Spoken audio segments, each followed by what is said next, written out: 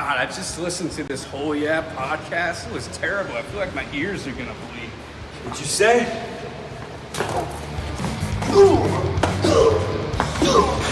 This is Darby Allen, and you're listening to Gimme a Whole Yeah podcast. Hello and a very warm welcome to the Gimme a Whole Yeah Wrestling podcast. My name is Ann, and today I'm joined by none other than the wrestling producer himself, Dann Read, the producer of Eve, Riot Girls of Pro Wrestling. How are you doing, man? Hello, I am surprisingly cold, despite the fact that it's mild outside. Someone forgot to top up the gas. Never mind. Bit too much info for a Wednesday night when we're supposed to be all excited. The big show. Paul White. Well... I know, right? I thought you'd pick him up for Eve, to be perfectly honest. Apparently, he's a real. I've never heard anyone say anything negative. No, I know a lot of people that obviously not just know him, but have worked with him. Yeah. Never heard a bad word about him. Like, cool. The biggest, I remember there was a guy that I used to work with called Charlie Rage, and he worked Big Show in a squash match when they were over here. Yeah. And Charlie, I wish I hadn't have named him, because now that means I can't tell this story properly. Dan's going to get himself in trouble. So do you know what? We'll tell that story another time with an anonymous person, because it could have been anyone next time. So stay tuned to the channel, subscribe to the channel, and we will get that story out of Dan at some point. Yeah, right. This is the first time Dan has joined us on an AEW stream. He's joined us for several SmackDown streams that have been really engaging. We do watch the wrestling. I think we both get really excited about AEW, don't we, my dude? And we've talked about it in the past, about it being our favourite promotion, outside of Eve, of course. Of course. But yeah, so, awesome. If you've got any questions regarding promoting or anyone in the ring at times, Dan in Eve Pro Wrestling has worked with several of the ladies who are in AEW at the minute, as well as a lot of the ladies who are in the Japanese side of the tournament. Got a good relationship with the Emi majority Sakura. of them actually have worked for Eve. Yeah, absolutely. So please ask the questions, get your questions in, and we'll try and comment on the action as well, because we are both excited to watch it. I'll just say hello to everyone in chat really briefly. Sorry, Dan, I'm just talking a hell of a lot. We have Blackheart Jared Reed. As if you're running a watch-along party, mate. I know, right? I know. Right? It's so tiring. Do you feel after a stream you're like, oh... For some reason, mate, I messaged you at the start of my stream saying, do you want some company? I know, and I'm like... And then I've reached the end of my stream and I'm going, I'm a bit knackered, actually. Well, it's your own fault, Dan, and you're not leaving now. You're not leaving now. I've made the background and everything. I know, I saw you were doing all the work, weren't you? Yeah, you're like, oh, I'm joining you on the thing. I'm like, oh, like it's just as easy as that. Cheers, Dan. Rock and roll. We've got Scott Frame. Welcome. Ever wonder as a kid you hated going to bed, and now as an adult you can't wait for it? Absolutely. That's always the case. Yeah, tell me about it, right? Ain't never true. But we're British wrestling fans, so we don't get to bed is the issue. No, we're in the UK, but majority of our audiences, you're the same as in the US, right? Yeah. So therefore, we're trying to live on 4 different time zones: Central Time, Eastern Time, Pacific Time, and UK Time. And the only thing that we've got that we're actually able to do is have no time for ourselves. Or no time for anyone else around us. No, exactly. Black Hat Jared Reed has said hello. Jamel says hello. Jeff Adams, lovely to see you. Thank you for joining us. Our Cincinnati brothers, Jeff and Joey, enjoying AEW with a left-handed cigarette. I'm watching AEW tonight. NXT can hold because the big show will be on AEW. Well, that's interesting that you're really excited about that, man. That's really cool. Dan, we got Black Hat Jared Reed, Futuristic Gamer, Scott Frame, Jamel, Alan Gibbons, Raymond Hauer, High Kill, welcome, PK, Raymond, my dudes. Just listen to what John Moxley has to say. Moxley over. Has Nick Nemeth signed?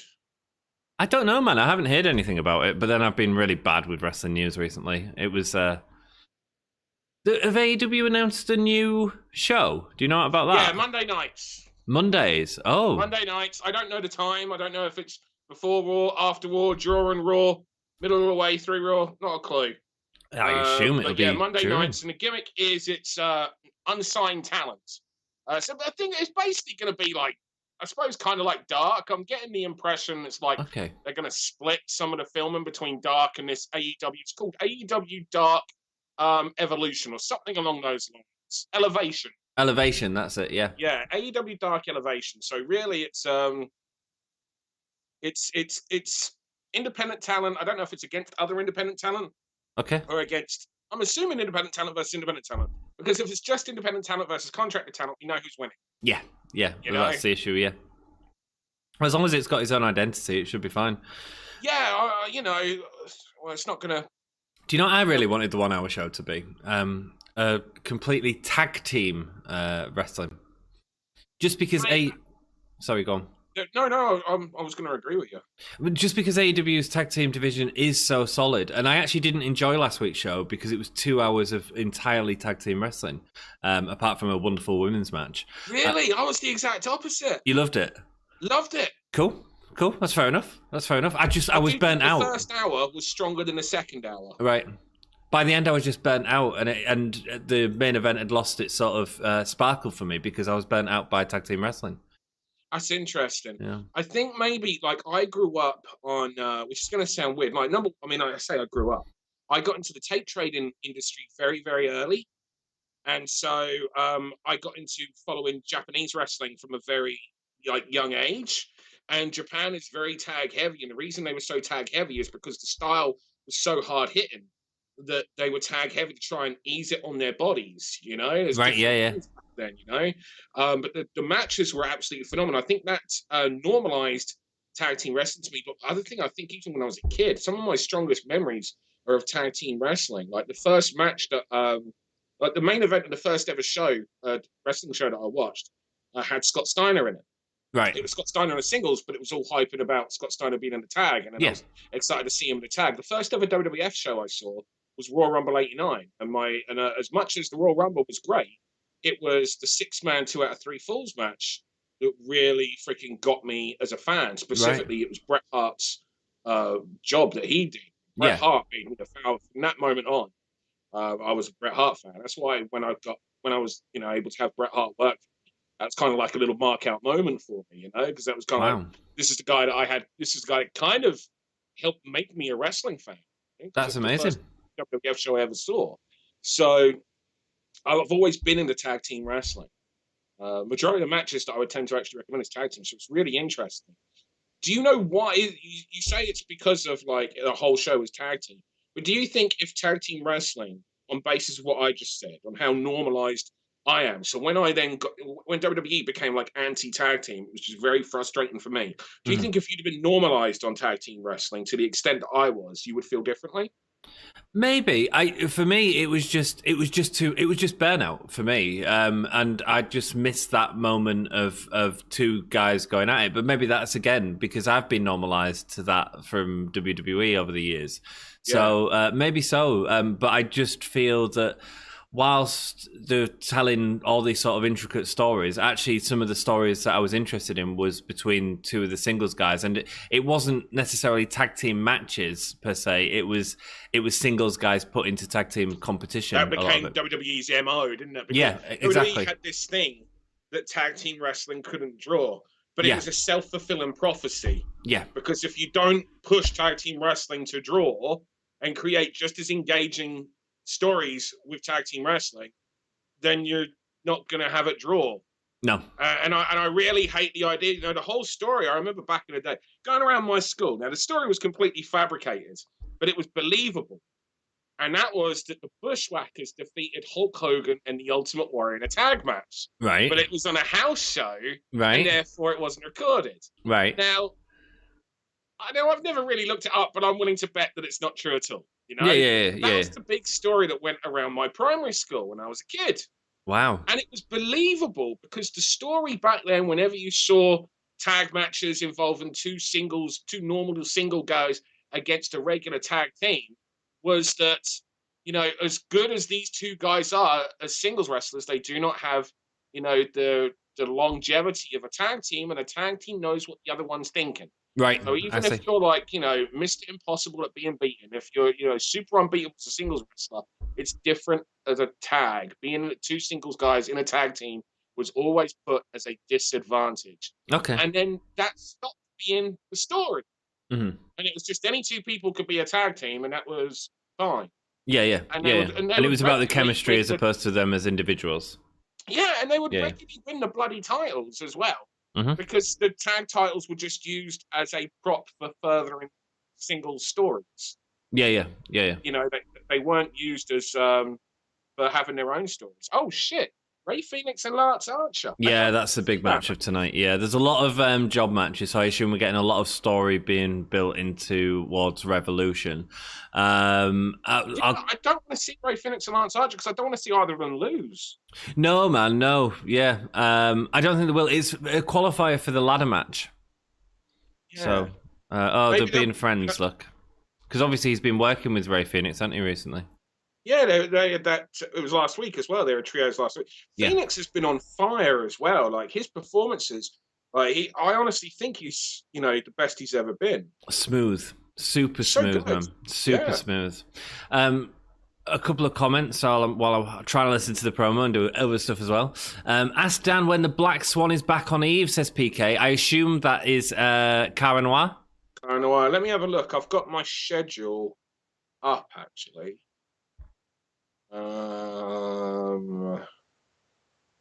There is a Cara Noir in a gender match coming up. He's on the March 10th show.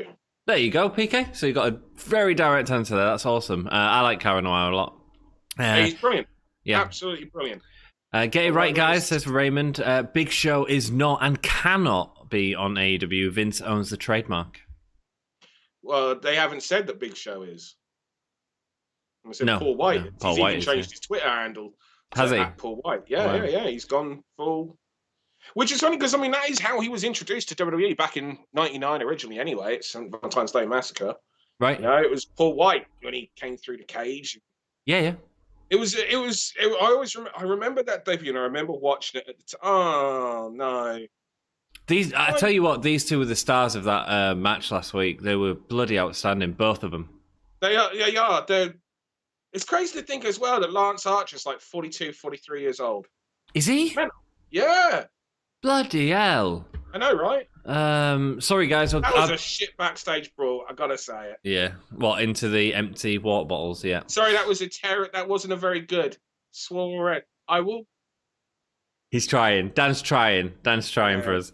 What's the point of Moxley versus Dolph's brother? It's all about story, but I agree, it wasn't an opening match that we normally get from AEW, obviously. I would say I like when it's just, the story should always be about giving people opportunities. Mm-hmm. So I don't believe that every match should be main event versus main event. Mm-hmm. Or undercard versus undercard. I think it's all about giving people an opportunity to be in there and a little bit of a showcase. Yeah. And it's okay for a main eventer to have that kind of match with an undercard guy like Nick Nemeth and have that situation where he sells for a little bit, but then he comes back and he gets to win clean, because that's the reason why he's a main eventer. And that's the reason that puts main eventers up here and him right there. And it doesn't mean that Nick Nemeth is forever there, but he's still got story to tell. He's still got a journey.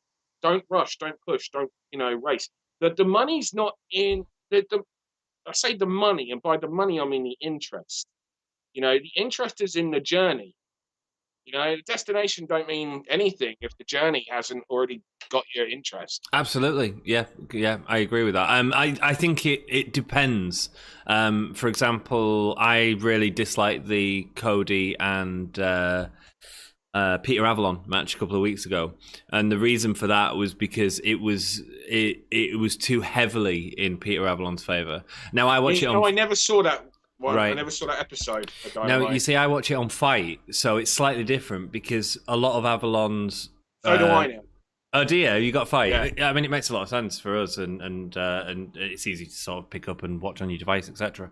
The thing for me was that it was way too much of Peter Avalon being in control. However, I don't know if that was all through the break. So it's a different dynamic that you've got to sort of realize on watching it on Fight. I also think when it comes to that I think a lot of the story is we are so used to, for 20 years we've only had WWE. Mm-hmm. And for 20 years, WWE have told the same story and structures with their matches. Yeah. And even if the people changed, the stories were repeated. Yeah. And I think that part of it, again, is, we're so used to seeing the same thing that when we see something different, it doesn't feel right. Right.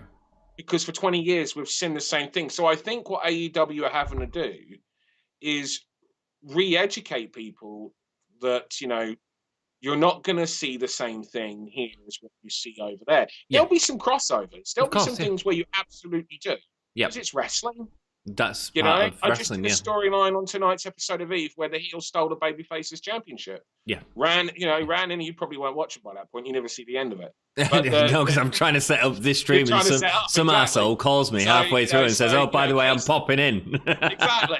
So Casey ran in while there's a big party going on in the ring and the party looked fun, by the way. The Eve title, yeah. runs out the building straight into a car and they drive off. Yeah. Now, I'm not the creator of that. That storyline has been done before, yeah. But it's also logical that situations like that would happen. Yeah. So you can't not, and you're often limited by certain things you can and can't do. Mm-hmm. But it doesn't mean that other things won't be different. It doesn't mean everything's going to be the same, and it doesn't mean that you shouldn't still try to educate. Or get people used to a new normal for this show. Yeah. So while I see everything you're saying, mm-hmm. and I don't disagree with it, mm-hmm. but mm-hmm. I think it was just something that will take time. Yeah. Because I think how you feel is how the majority of people feel. And I'm reminded of, who was it, Alan Angel's match with Kenny Omega? Yes. Where everyone lost their smeg. Smeg. Yeah, going with that. Everyone lost their smeg over... Is the heels going to jump out the cut? No? Okay. I hope they do. WWE, the heels would jump out of those. It should be a cardboard back of the truck and they should burst through it.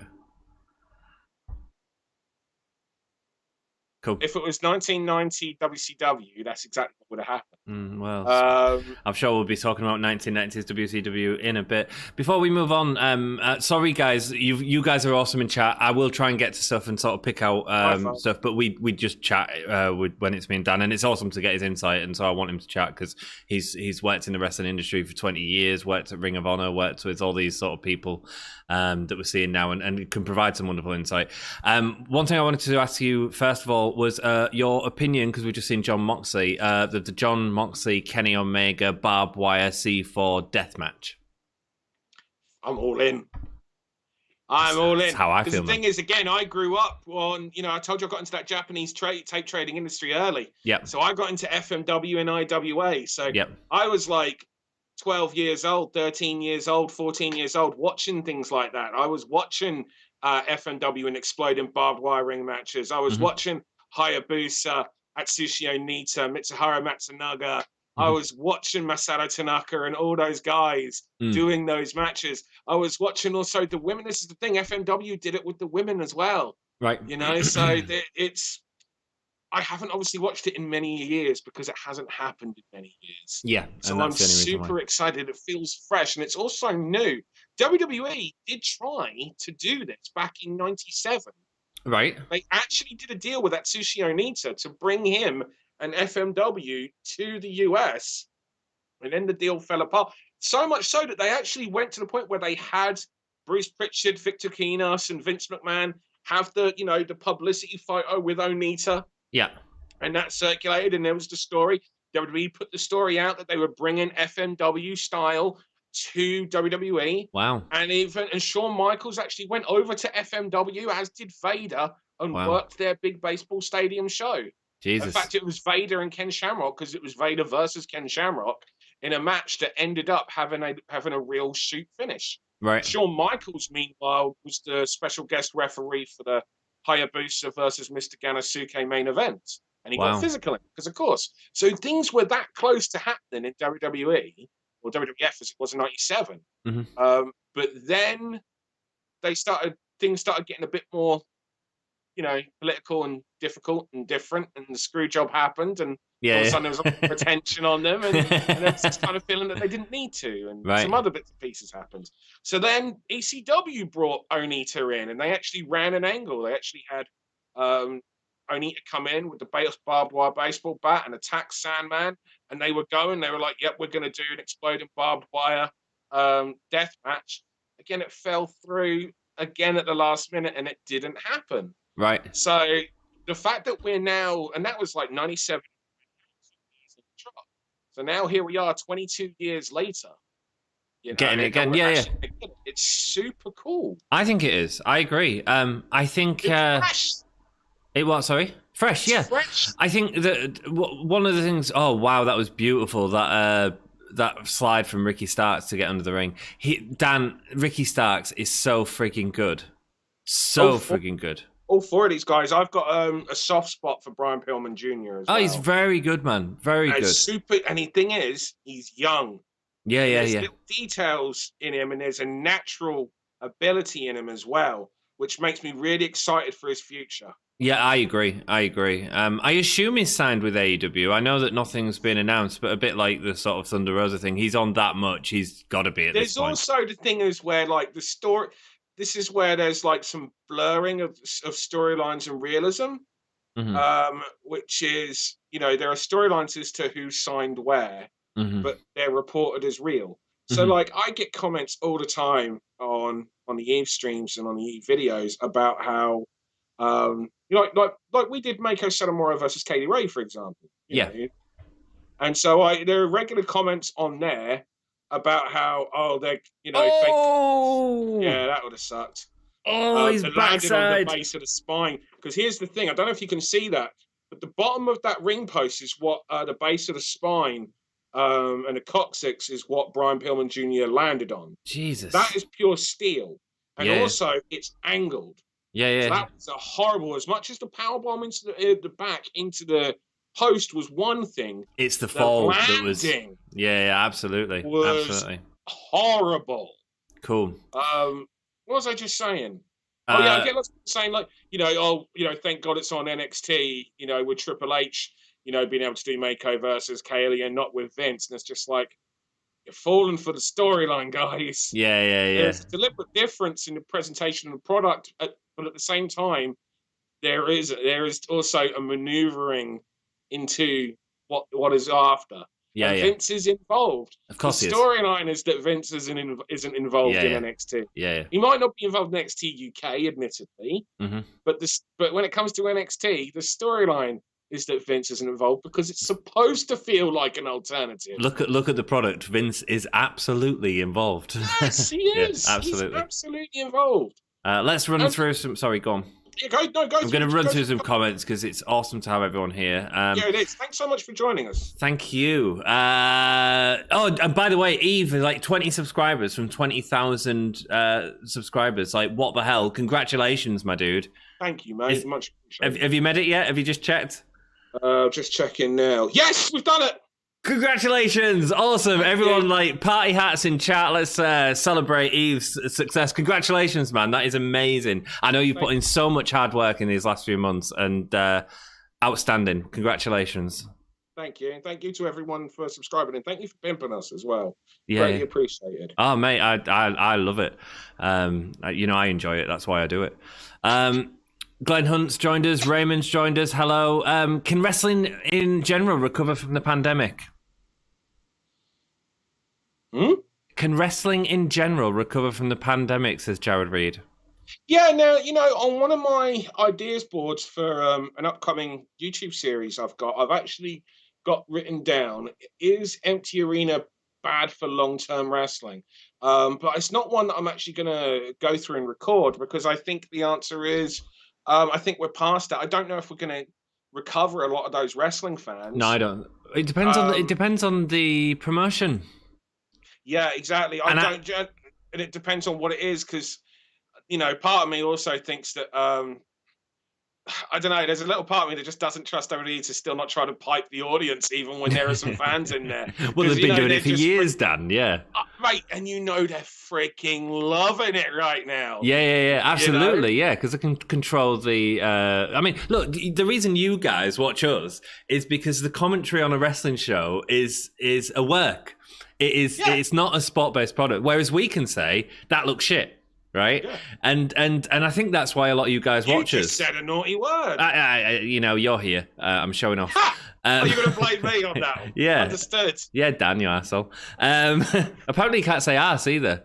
American badass was a word that got flagged on several of our early streams. Anyway, I know, right? Dan, what are your thoughts on Candice LeRae and Indy Hartwell? Good question, Scott. Candice LeRae, tremendous. Indy Hartwell. As green as a Boston pub on St. Paddy's Day. Right. But I think I hear lots of positive things about her as a person. She's working. I can't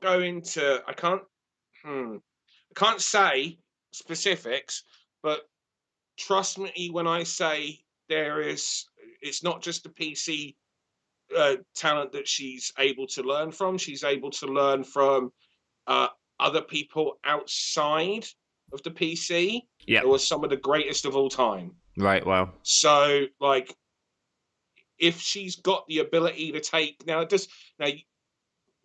Flair at the end of the day was the son of Ric Flair, and he was still atrocious. Mm-hmm. So that doesn't necessarily mean that it's going to work. Yeah, but at the same time, she has enough there, so even if she's a slow learner, she's got such a good number of people around her, and she's got tremendous people outside of the PC bubble. Mm-hmm. That and she's got some good things working. Yeah, do you know what I mean? That won't. It's important. It's very important. Voices. Yeah, and I don't think people realize how important that is. When you have good relationships with people, it encourages your skill to be developed because people want to help you become the best that you possibly can be. And I also think it's important that she's got voices and supporters from some good people outside of the PC, because I think. Garrison's on fire, man. He's such a man.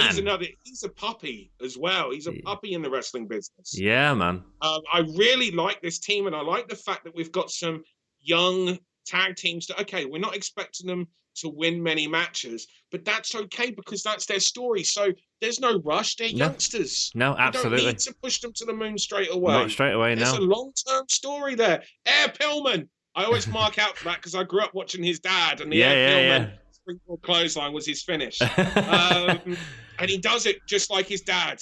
Nice. It's crazy because he was a bubble. And again on top. Oh, and drop kick. He does the drop kick, everything. He moves just like his dad, but he never trained with his dad. Mad, innit? So everything he does, it's in the genetics, it's in the DNA. It's really interesting. What I mean when I say that Brian Pillman Jr. really excites me. As a prospect for future professional wrestling. Danny Hager says, Jared, I think it will recover quite quickly as there's so much demand to see live entertainment, whether it's in music, sports, or wrestling. Here's my opinion on it, because Dan sort of gave his opinion. My quick opinion on it is that WWE are struggling because they have nothing to bring people back for. And people used it as an excuse to say, actually, I'm not enjoying this. And there's so much stuff for us to watch. There is so much stuff for us to watch. And them fans that have gone, what is there to bring them back? It's not fans. And that's my concern for WWE, that they've seen continual reduction in their audience, whereas AEW has seen growth, because they've used it in a different way. And so I think you'll see a small bump, but I don't think it'll be back to what it was before. No, I agree. Yeah. Oh, where we go? Oh, it's not Sting. It's Darby Allin in a body bag. Is it? Or is it going to be... This looks more like it's a Darby Allin video. Sting's driving. Is it Hook in a body bag, or... Oh, the music. That is Darby. With half Sting face paint. Oh, marking out a little bit too much for that.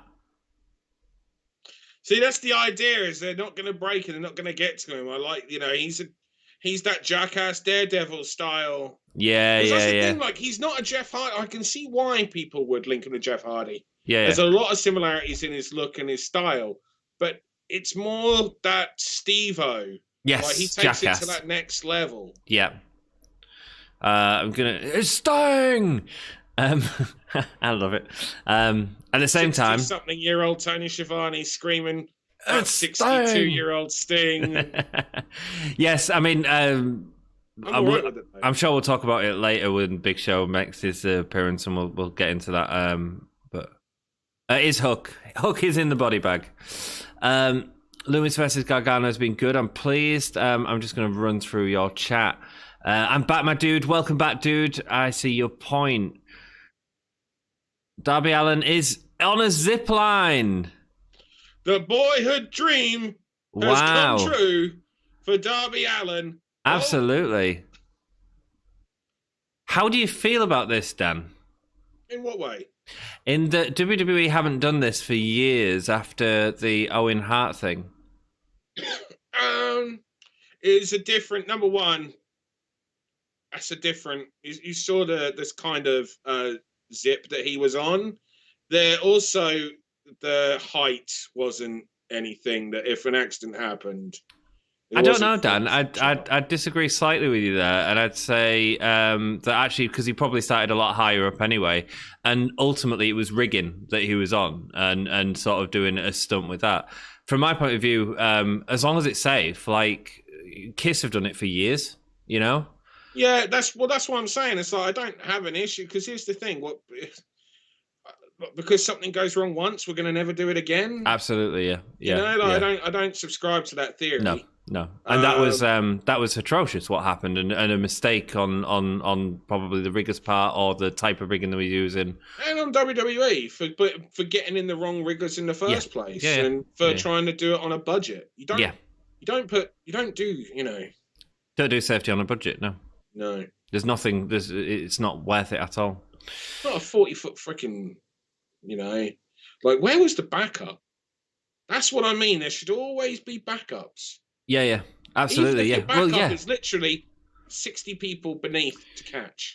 Well, as you are. They can't do that in that situation in there, but like, if you can't have enough backups, don't do it. Don't do it.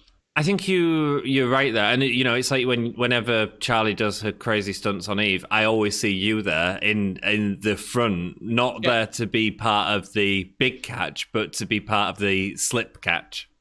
Sometimes I'm part of the big catch. The first one at She Won, I was the big catch. That's why I ended up getting concussed. Right.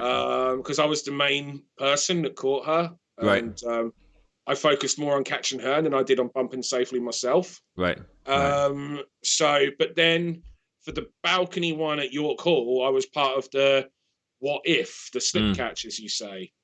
So there was the thing is, in the Resgal, there didn't need to be a slip because if she'd have slipped, she'd have either fell backwards, which is just onto the other wrestlers. Because she'd have fell backwards, she'd have fell a total of 2 foot. Yeah. If she'd have fell forward, she'd have still landed in the ring on top of us. Yeah. She just, because the balcony at the Resgal was directly above the ring. Cool. At York Hall, that's not the case. Yeah, guys, if you want to go watch some fantastic matches, especially female matches, go watch Wrestle Queendom. I think it's still up for a limited time on. It is. That's correct. on Eve's YouTube channel. So do check it out, man, for some fantastic women's wrestling. One of the best shows I've seen this year, and I'm not just saying that. Paul White is not coming to AEW to wrestle, although he may appear here and there. He just turned 49. He did, but one thing is that the press release, whilst it did not say wrestle, that he was there to wrestle, and it did mention that he was going to be commentating for the Elevation show, it did actually specify that he had a multitude of duties in AEW. Now, but they all have that. Dustin has that. And sense in doing a match, he will absolutely do a match. Yeah, absolutely. Just like Sting, just like freaking Shaquille O'Neal. Yes, and it will be that Shaq and Big Show match. But the way I sort of look from it, so we'll talk little bit. It will be, unfortunately, and it's not an exciting thing for us wrestling fans. But in terms of a big thing for people outside of wrestling, I can see why that would be a big deal to fans of a product from 20 years ago. I would like to see involvement with Big Show. I don't know if Big Show versus Shaq in a singles is the way to go. But then I also was just a bit like, Cody and Shaq, really? I suppose it makes sense because Cody's going to work his ass off to make it look good. But the thing is, I think Big Show's wanted that match for years because it's been teased for years in WWE. And if you remember, about 2 years ago, he got very angry about it. Shaq saying yes and then no, didn't he? He did, and not just that, he got in really good shape for a big guy, an older big guy. He put a lot of work in to get into that shape and was really proud of himself, I think, for doing that and sharing the photos that he did on Twitter. And for then that not to pay off in what he was sort of expecting, be that Shaq, I don't know, be that WWE scheduling, I don't know what the circumstances are behind that, but it feels like he really wants to have that match. And if that's the case, I'm all for that for him, you know? Yeah, no, totally. Yeah. So it was quite high, by the way. You can see the platform at the top. Yeah, no, I have no problem with that. I have no problem. There's so many more safety things. And the whole Owen Hart thing, as far as evidence shows, it was a quick release rig. It was a quick release thing that snapped, and the backup thing that he had was because it wasn't actually designed for human weight. It was designed for things, not actual humans. I didn't think he had a backup thing because the gimmick was he was going to come down and use the quick release to because he was a comedy blue blazer. He had a backup. And that was shit as well. Right. But now you're saying that, I think you're right. If he had a backup, it'd last because backups. I think you're right. Generally I think I times. just remember the fact that it was never meant for humans. Right. Okay. It cool. was meant for things. It was never meant to sustain the weight of a human, let alone a freaking wrestler. No. You know? Raymond said, "Ant, yes, AEW are careful to call him Paul White, but the chatter keep calling him Big Show." Yeah, of course. I'm looking forward to hearing his theme. Actually, I think that'll be fun because it was iconic, isn't it, Dan? Yeah. Well, it is, but just because it's iconic doesn't mean. I mean, Jericho's theme was iconic, and Jericho said for years he can't replace that theme. Yeah, and then look, not only did he replace it, he replaced it with a bop. Absolutely, yeah. Do you guys actually show the live show on here? Just asking, Matt. Sorry, mate, it's against copyright, so we can't. But we tend to talk about the show. But with Dan here, it's just great to get his insight and sort of ask these questions. And we are talking about the show as well, though. Absolutely, man. Yeah. So at the moment, we've got a recap of the Rusev. See, I've gone and said his Miro, Kip, and Penelope Ford. You ever worked with Penelope Ford, Dan? No, she was too new. It wouldn't have made she was too new and too green, and she didn't have a name, so it made no sense to bring her over. She's cool. She's got time. She's a very good athlete. Yeah, very good I think she's got some wonderful spots. I feel like Kenny Omega was from what I've heard, Kenny Omega was producing a lot of the women's matches, and you could see that. You could see that he was producing them, but some of the women are not Kenny Omega, and actually, them spots are difficult to pull off if you're not Kenny Omega. But Penelope had some really nice moments where she was doing there was a beautiful Hikaru Shida match where Hikaru Shida did a drop kick and off the top rope, and she went into a crab to avoid it, which was beautiful, man. Brandon Cutler. I was wondering who the hell is this? Yeah. I see, Brandon Cutler. Yeah, he's got the. Okay, so we got a challenge: Miro and Kip against Kassidy and Trent. Trent's injured, didn't he? Chuck, that's it. Yeah. A Revolution. I wonder if it'll be a straight match or if it'll be a gimmick match. It doesn't need to be a gimmick match yet, does it? I know they've had some. They haven't actually done just a straight tag, so no. They could just do a tag, start with a little bit of a brawl, and settle it down. Oh, interesting. Raymond says, "Am I the only one who doesn't give a shit about the four guys in the ring right now?" Probably referring to the last match. I'm a big fan of. I'm a massive fan of Ricky Starks. I think Brian Cage is exciting. I think Brian Cage and Big Show would be an exciting match. Yeah, to be honest with you, I've got to say, I do. I like all four. I definitely prefer Ricky Starks and Brian Cage as a team to them as singles. Mm-hmm. Oh, really? I love them as both, but yeah, fair enough. Again, because I just don't see the need to rush either of them. Yeah. Have them as a team. I think they're very complimentary of each other as a tag team. Yeah, no, I can agree with that. The power and the speed, and also Brian Cage is not the charisma that Ricky Starks is. Exactly. I think everything that one is good. I think both of them have a strength that covers for the other's weakness. Mm-hmm. And I think they're a wonderful tag team. And I was gushing over the Varsity Blondes, and I love their position in the company as well, because it's a long-term story. Yeah. But I will say, I completely understand what Raymond's saying, because I can see Raymond being one of many people feeling the same way. Right. There is something about both of them that doesn't quite connect. Okay. And feels like it's, forced. They're being, a little bit forced. Yep. A little bit forced. Okay. But I wonder how much of that is because everything is still so new, so really everything is forced. Yeah. How long until we've got that familiarity? Mm-hmm. Mm-hmm. You guys are dropping knowledge bombs tonight. I hope you're enjoying it, Joey. Slightly different to our normal streams, but again, it's. What, are you saying that you don't normally drop any knowledge on your? No, I didn't, mate. I just talk shit. That's all I do. Yourself, bro. Yeah, I do, and then everyone loves me. I feel you regarding the commentary. I can watch and make my own opinions. I don't really need to be told how to view something that's happening. It can add to it. It can also. Especially with WWE, it can feel so freaking forced, can't it, Dan? And then some. Yeah. Dan, why do you never hire Hogan? According to him, he once worked 450 days a year and was the original bassist for Metallica. What? I thought he only worked 450 days in March. Right. I know. Obviously, he never worked. I was offered Hogan. Was he? Yeah, I was. Interesting. I was asked if I wanted to be a promoter for Hogan on his UK speaking tour. Right. And I turned it down because I didn't believe it would draw, and I was right. Really? Yeah. I didn't know that had actually happened, to be honest. I will say I was at a TNA taping, and I will say how Hogan walked backstage and how he walked out in front of the audience was completely different. Really good. There's a nice simple match going on right now with Brandon Cutler and Jake Hager. Yeah, this is actually really good. I'm not a massive fan of Hager.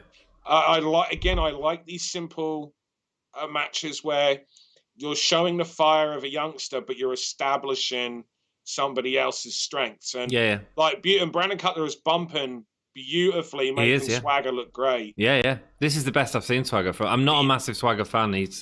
He sometimes feels really awkward. Yeah, no, I know exactly what you mean. He'd make a great villain in Cobra Kai, wouldn't he? I've never seen Cobra Kai, man. Really? Millie has joined us. Hello, Millie. Welcome. How are you doing? Lovely to see you. Hey, Mills. Hey, Mills, dropping that super chat in your channel tonight. Awesome. If you want to drop a super chat, guys, you can't do it because we don't have 1,000 subscribers. But what you could do is subscribe and help us out and share us out. Let more people see us and hang out with us. Absolutely. Hit the share. Hit the likes. I haven't actually hit like yet. Who the hell has dislikes? Because I'm on here. Someone's hit a dislike. Oh, mate, we get them occasionally. It's all good. It's because I look like Jesus, but I don't talk religion unless I'm watching Raw. I will read the Bible during Raw because it's more entertaining. Yeah, I remember you doing that. What was I just? Oh, yes, I was saying. So I was at TNA and backstage. Hogan, the way he was walking, man, he's so struggling. Right. And so when he walked out in front of the audience, he still looked slow and everything. You understand him walking slow and delicately and trying to make it look like he's doing it on purpose because he's cool. That's him doing his Speedy Gonzalez compared to him backstage. That's mad. Like you really see the damage, years of abuse that Hogan's done to himself. But I didn't believe Hogan would draw for the amount of money that he was charging. Yeah. Right. So I said no. I said no to. I was offered Shawn Michaels as well. Oh, really? I did believe he would draw, but they wanted to do a minimum of 5 dates. and I just didn't have it in me to do 5 dates in a row, touring around the country. It's hard work.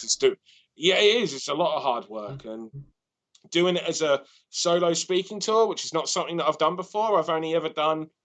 Oh wow, good angle. I mean, the blood looks terrible, but like it was a good angle. Is it just me, or what was the old wrestler? So, by the way, for those not watching it, MJF and Jericho have bloodied up the Young Bucks' dad. There we go. And he is not a natural. No. But he's got he's doing the Titanic hand drape, the sweaty hand on the Young Bucks' face. And the blood, his blood being smeared across the picture of the Young Bucks on the van. He proper smacked the face. Yeah, he's getting it. I've got the. Oh, mate. Oh, Jack. Kate. How far into the backstage area is that truck? Because the Young Bucks left the ring a long time ago. Yeah, man. And they've run off. Is Paul White going to make an appearance? Apparently, there's going to be some sort of announcement tonight and further sort of announcements. So, yeah. Why was he dragging Darby Allin? Observing stuff, welcome. How you doing? Lovely to see you. He was dragging Darby Allin to show that what Team Taz did to him the other week is fun to Darby Allin. So it's not going to break him. Exactly. It's not going to break him. Yeah. He does that shit to himself. He's a jackass. Will Rally Sport Rally, welcome. Hi guys, Big Show is going to be a commentator and wrestle apparently. It's in his contract, Shaq versus Big Show. Yeah, cool. If that's what he wants, I'm pleased for him. I just don't want them to use them how they've used Sting. The Sting thing's starting to get a little bit of momentum now. But now that he's bumping. Yes, now that he's doing something, yeah. And the issue with Sting was they said special event, revolution, first match. And what they actually did is overexposed him every week by giving us the same nothing segment. Keep your special event and do something different every week. Absolutely. Millie said you actually got concussed from her balcony jump. There you go. Learning stuff about Eve there, man. I did. It was the worst concussion I've had. I don't know the exact number, but I've had 17 diagnosed concussions. Wow. So, dude. The kids got to leave home before I start laying Bibles by them. And, it really is a case of like, I just remember it felt like my brain was wanting to try and expand further than my skull would allow it to. Jesus. It was a horrible, horrible one. Wow. So I remember, I remember thinking I was fine afterwards because I was winking at my wife to say, "Don't worry, I'm okay." But apparently, I did it 4 times. Yeah. So I only remember doing it once. So I just remember I'm all right. But apparently, I just kept doing it. So, and the other thing I just remember was Mako. I had to try and roll out of the ring and but Mako was where I was rolling out. I was like, I do not want to crush Mako. So I'm trying to roll out the ring in a way that because I've got to get out quick so the rest of the match can continue. Of course, yeah. But I'm also trying to not crush Mako where she is, and I'm trying to none of your thoughts are clear. Yeah, it was a lot for someone with a concussion. Jake says Big Show will 100% first, Shaq. I assume he will, Jake. Raymond Hewer says Wrestle Queendom 2 was the perfect pay-per-view. Every single match on the card could have been a pay-per-view feature. I haven't seen it. I will be watching it in the future. I can't wait. We'll get there. We'll get there, brother. We will get there. I'm enjoying watching it with you guys as well. So, I've lost my place in the thing. Owen was killed by negligence. It was designed for boat sail weight. There you go, Dan. So you was right with the boat sail. Yeah. A quick release, yeah, because you need that on a boat sail. So that makes complete sense from a rigging point of view. I don't care about Hager, but I like Cutler's underdog shtick. I thought Hager looked better than he's looked for a long time in that. And maybe it was also because he wasn't in the ring with many other people as well. Sometimes he's because he's in the ring with people like MJF and stuff like that. Great. Who do you think will be the next to leave Inner Circle? Rumor is it will be Santana and Ortiz. No idea. No? I'm just excited to see how it plays out. Yeah, I'm not going. It's not something that I would personally want to rush. I mean, I suppose one could say that like the seeds have been sown for Santana and Ortiz because you got MJF and Jericho, the tag titles and things like that.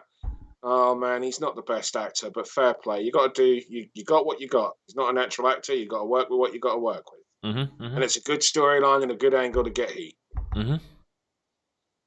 So, and the Good Brothers are going with one of. Now, I've been in. This will come at no surprise to you. You've been in an ambulance.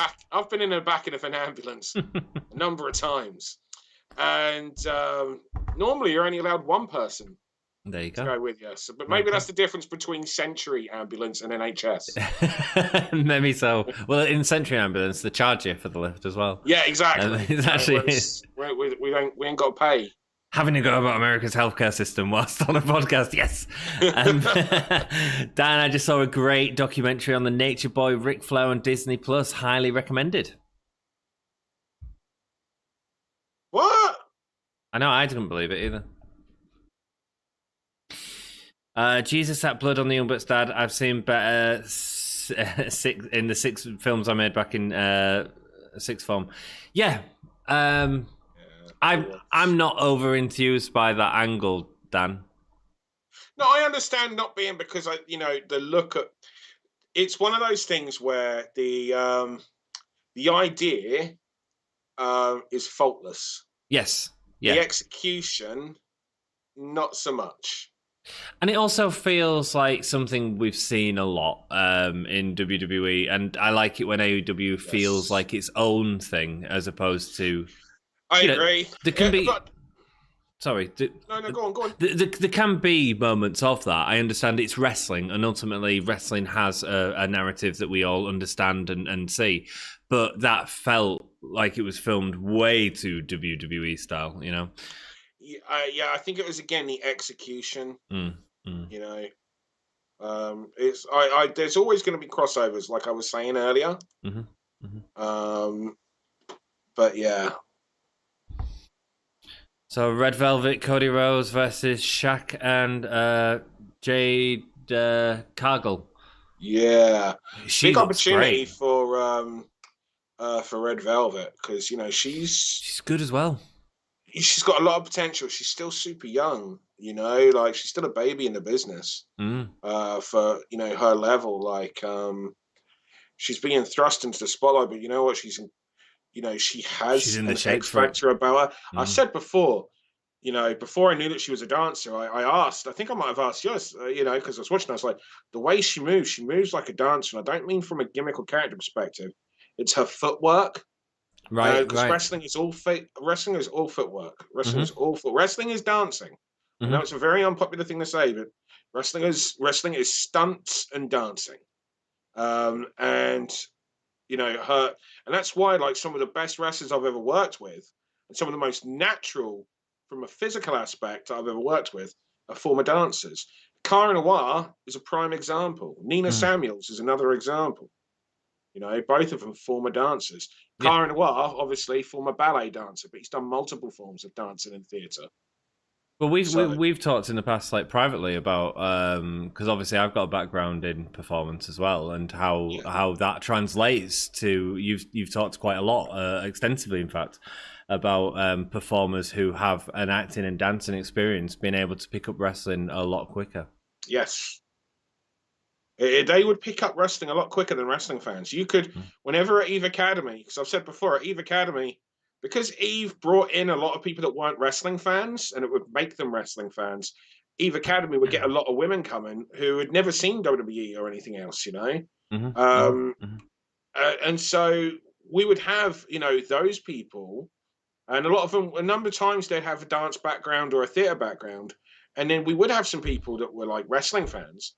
And no disrespect to them, but like again, we could have a dancer and theatre person who's never watched any wrestling other than Eve, and they'd be more of a natural than the person that's been a wrestling fan for 15 years. because it's a real. It helps you if you've got a background of dance and theatre.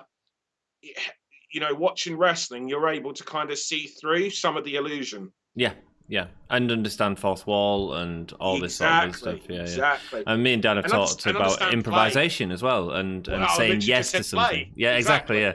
Did you get that book that I said? No, not yet. Oh. But that's mainly because I'm still trying to get through all of that. No, it's cool. But I will do. Did you message your mate about it? I did. I've actually got a chase. He's one of the people I'm supposed to call tomorrow, actually. He did actually, after I sent him, he did actually phone me, but I wasn't able to pick the call up at the time.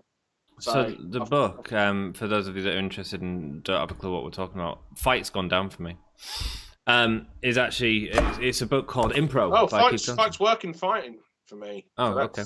Just refresh. At least one of us got it right there. There you go. Yeah. So it's Impro by Keith Johnson, and one of the things that me and Dan was talking extensively about, that might be quite interesting to you guys, was about Keith Johnson is all about improvisation, and when you say no in an improvisation, it blocks something off, and it no longer makes the scene or the skit, if it's a Saturday Night Live skit or what have you, it doesn't make it go anywhere.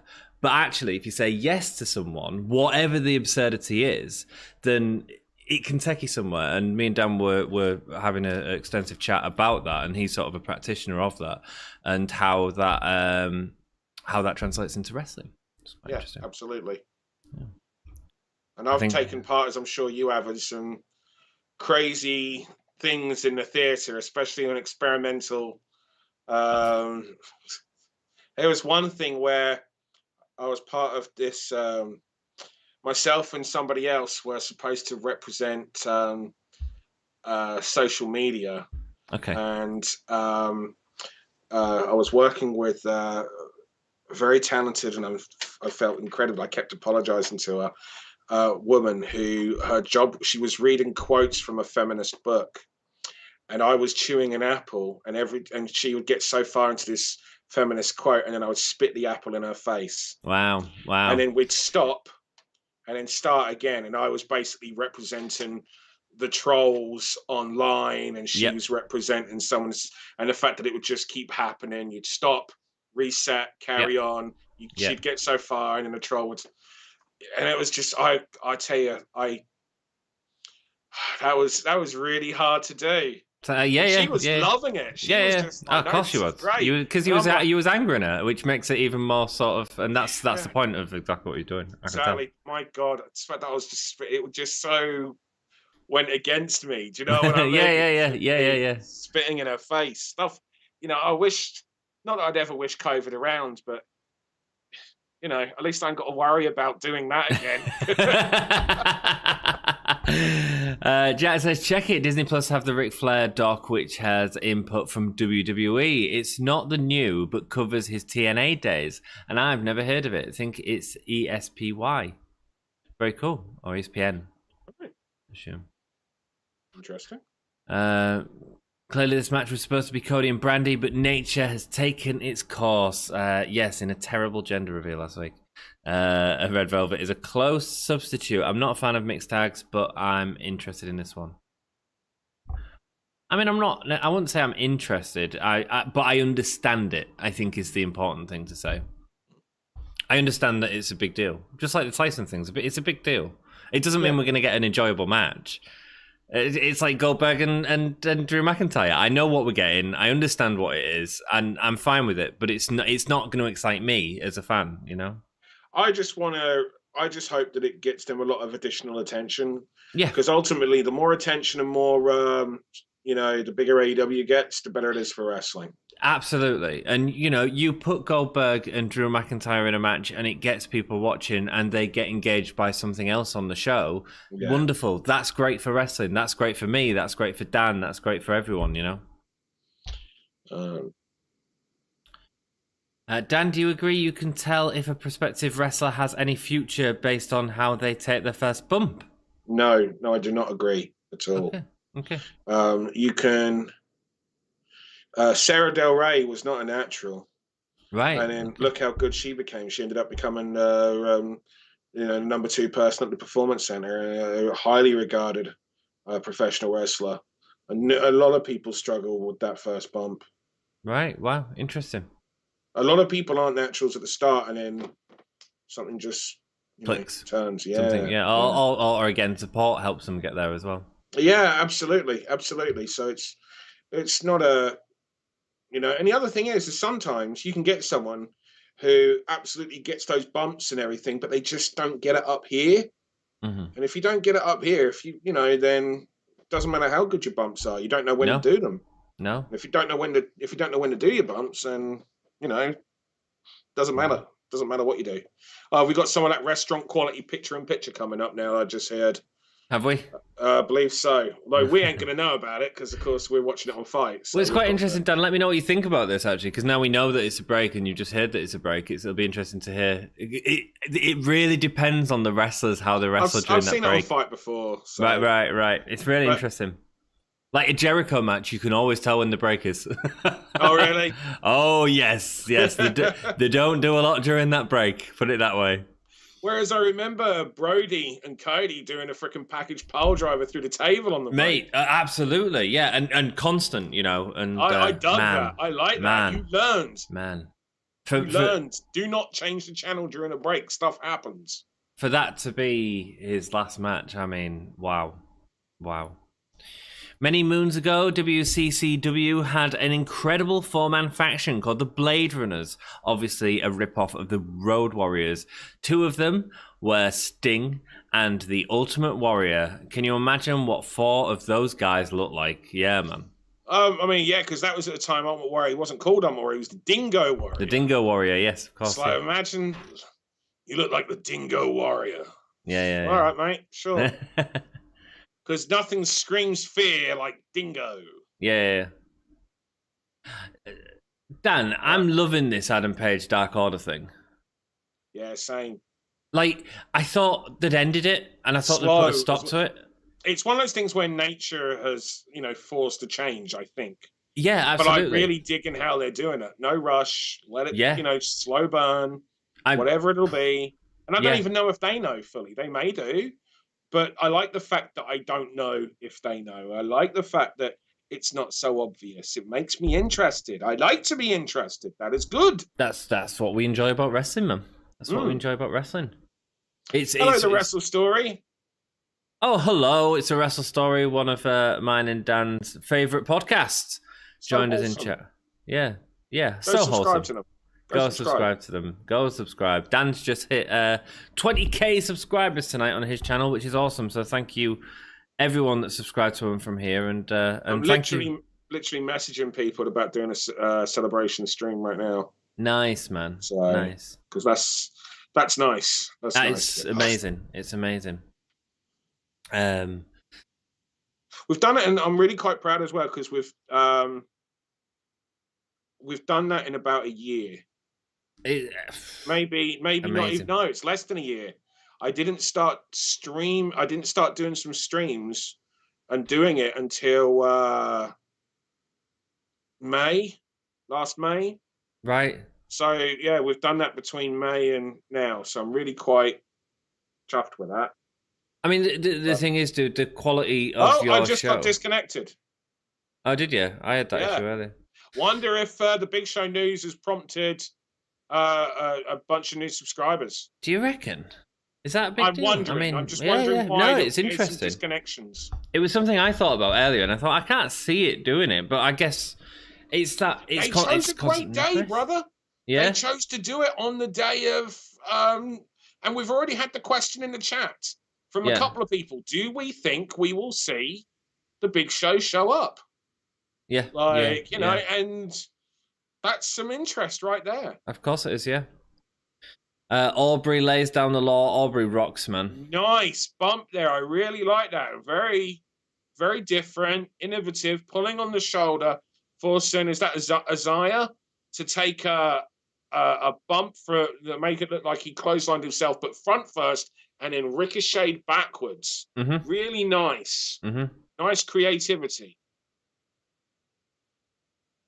And that's what I like. I was having a chat with, I won't name them, but they were Eve talents, right? Yeah.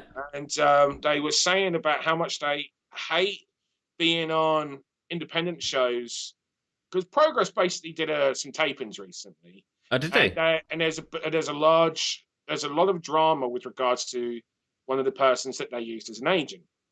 Okay. And how they handled it, and rightfully so. Yeah. But the person who I was talking to was, saying, I hate the idea of being on an indie shows and having agents, because like it's different when it's like a Billy Gunn or someone that's been there, done that, but when it's not someone that's done that, it's like, isn't one of the things that people love about the independent scene is the creativity of working, and the wrestlers being able to, be innovative and create themselves. If you've just got the same people putting the same matches, then it comes back to that WWE issue that we've spoken about. It's the same, like having the same writers for the same promos. You want creativity, like there's nothing wrong with having someone to go to and say, how about this? Do you know what I mean? But don't put them in charge of your match.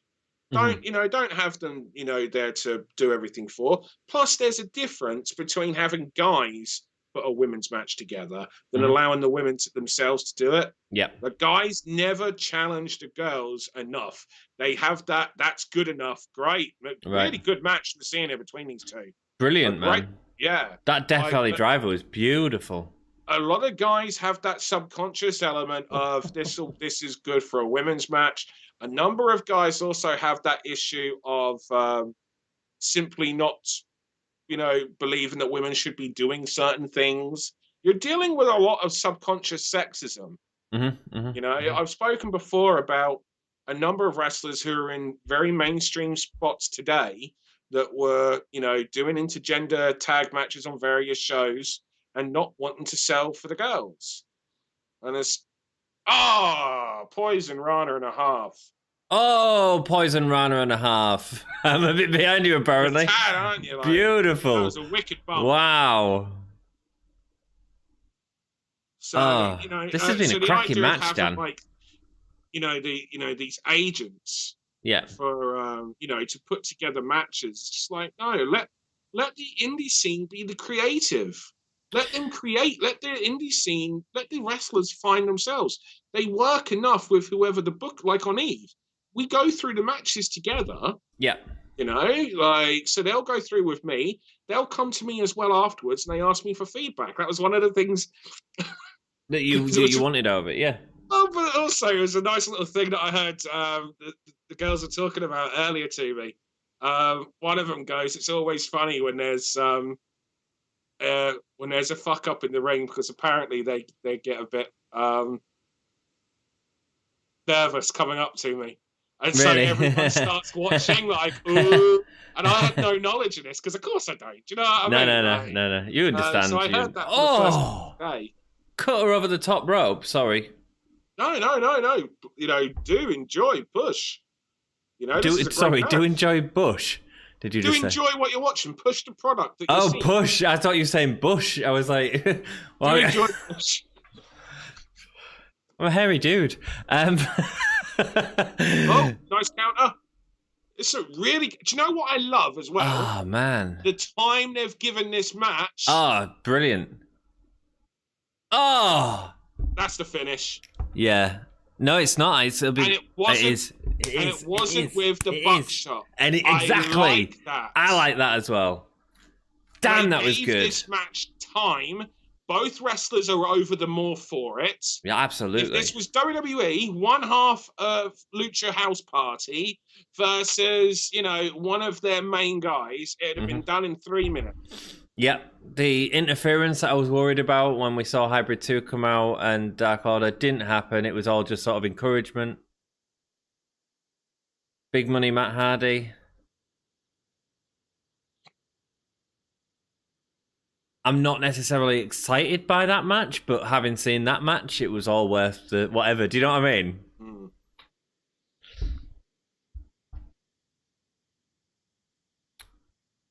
Matt Hardy, who's he got? Is that number 5? No. Now the problem I have here is this is almost the exact same angle as what we just had with the Young Bucks. Yeah. They've gone after a member of They went after a member of the Young Bucks family. They went after the dad. Yeah. They've gone after a member of the Dark Order. Dark Order is supposedly like a family. Yeah. So, and it's the same thing. So we're actually seeing the same angle. And this is something that AEW is often guilty. Now, I was just talking about agents, right? And some people will say, well, this is what an agent's job is. No, and yes, but the writer should also have an overall script at the end of the day that they know and go through. I would often, get in the ring, go through, the wrestlers would be standing in front of, and I would go through bit by bit. You're doing this, you're doing that. Yeah. And then therefore everyone kind of knew what was going on. Right. That makes sense. Oh, we got a nice little throwback to Undertaker and Kamala here.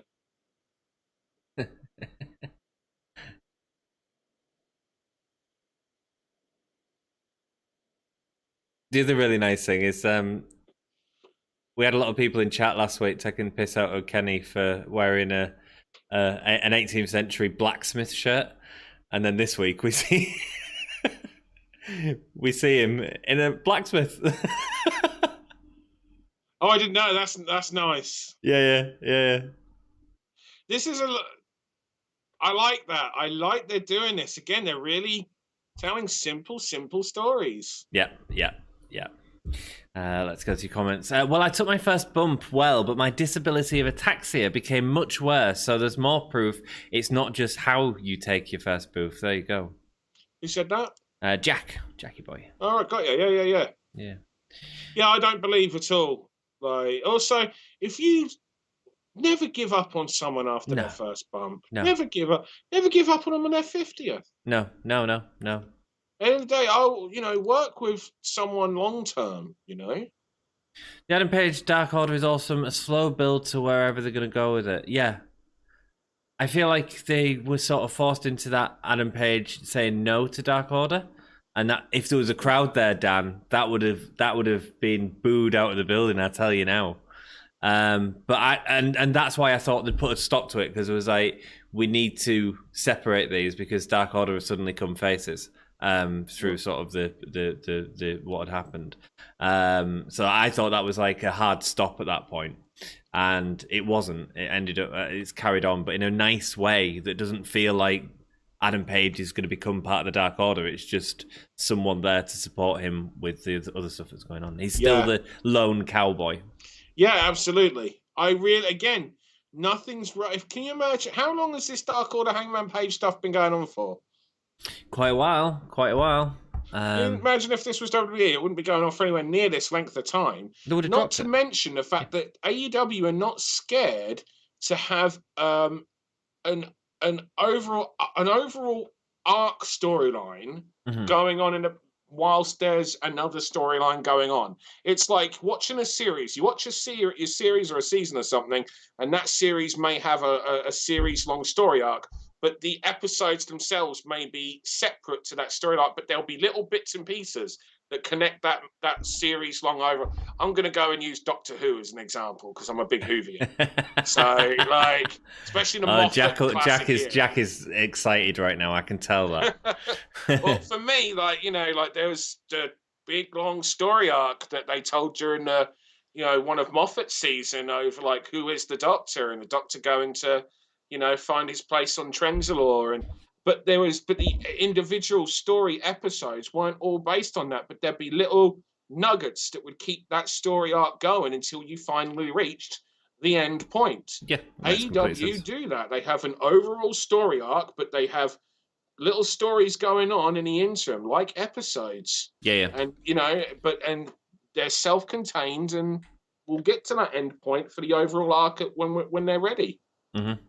That is brave and that is right. I believe in doing that. Dan, I'm going to go quickly make a coffee, mate, because I've been streaming for a while. You have? Did you stream something else before this? Yeah, it was Eve, Riot Girls of Pro Wrestling. Never heard of them. Never going to make anything up.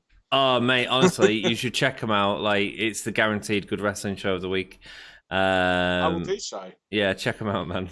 You'd enjoy them. The owner's a prick, though. Sounds about right for a wrestling promoter.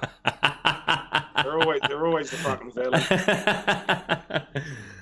Oh, very good. Okay, so yeah, well, we'll talk about women's wrestling. I'm in my element right now. Go make. I know, coffee. right? Cheers, man. And you've been watching the, and I haven't seen it, so please do fill everyone in on that. I'll be back in a minute.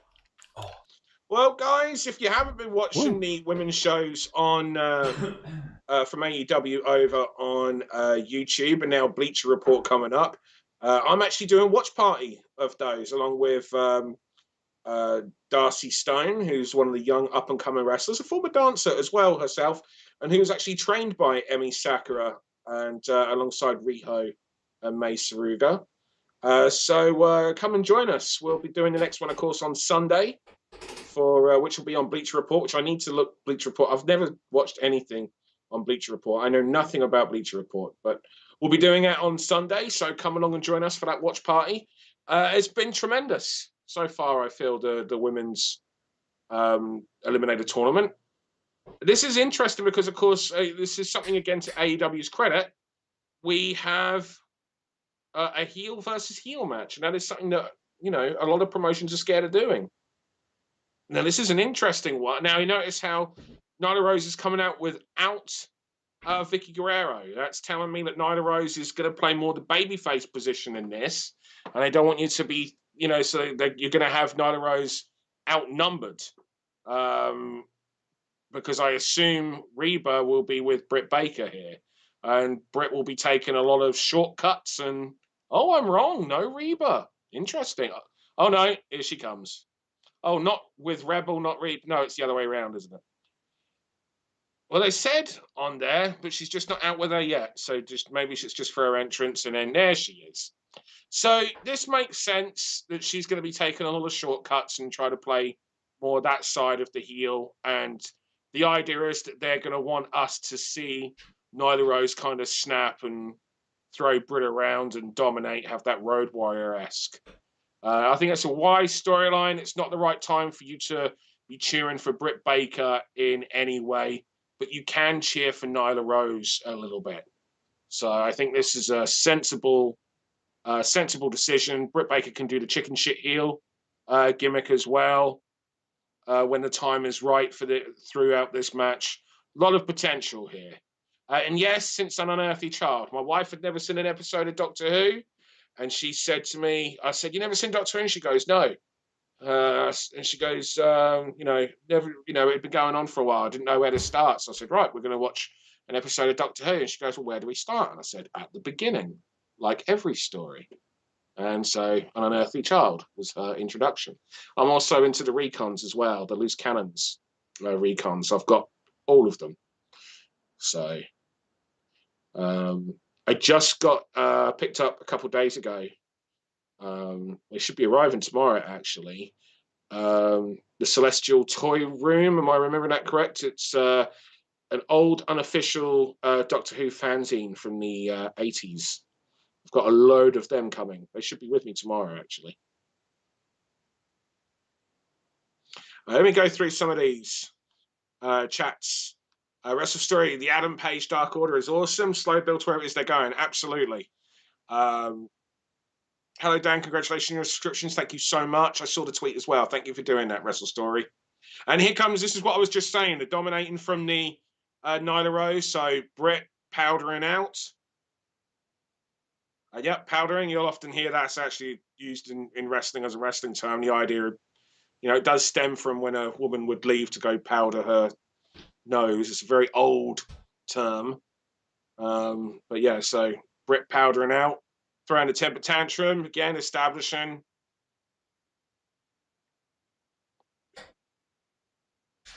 So she's playing the villain here. The idea being that you want to see Nyla Rose get a hold of her, because if Nyla Rose gets a hold of her, we know the damage that she can do.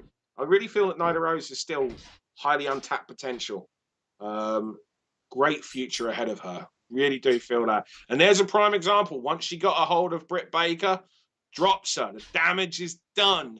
And look, Britt starts rolling towards and climbing towards those ropes. If she holds those ropes, that she shouldn't be able to be, got on top of. Plus, she's able to cower.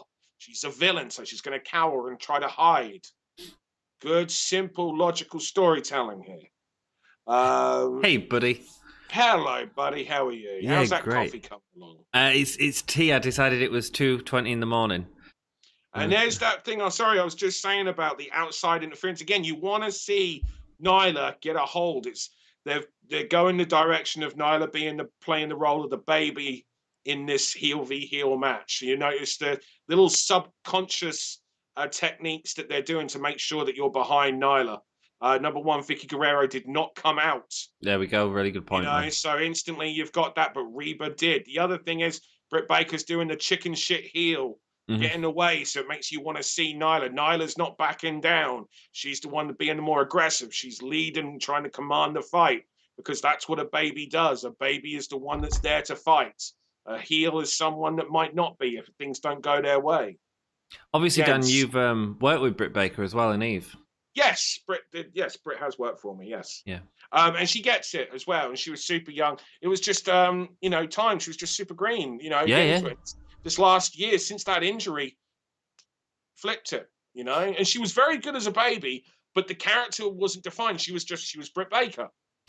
I'd say she got it just before the injury. Actually, that Hikaru Shida match at the start of lockdown was outstanding, man. No, I'm not saying she didn't get it from being able to be wrestler, but I mean is being able to put a whole package together. Right. She was able to find a character more and not just be Britt Baker, great wrestler. But that'll only last you so long. Yeah, absolutely. But I think that's what AEW did, which is not something we've seen in WWE. Someone was injured, and yet they continued to tell that story because she was an integral part of the product in the future. And I think that's great. Absolutely. So I'm just going to respond to Jack, who said Celestial Toymaker. Celestial Toymaker is the name of the episode, but there is an unofficial Doctor Who fanzine, I believe it's called the Celestial Toy Room, and that's what I've got lots of issues coming tomorrow from the 1980s. Dude, I have no idea what you are talking about right now, but rock and roll. And don't explain it. Don't explain it. Right now, my friend. We are out geeking you. So now we're going into the heat part of the match. And it's Britt on top. And you see the little things there. There's an injury to a body part, but she's still being cocky and over the top, even though she shouldn't. And we know at some point she's going to be made to pay for it. Showboating, brother. But there's that little viciousness as well, because a heel is vicious. The difference between a heel. There's different levels of heels, of course. But there are heels that take shortcuts and cheat and cause additional extra pain because they have to. And there are heels that take shortcuts and cheat and cause additional levels of pain because they want to, because they like to. And there's a big difference there in that psychology. Those that do it because they can, and those that do it because they need. Yeah. There is a big difference there.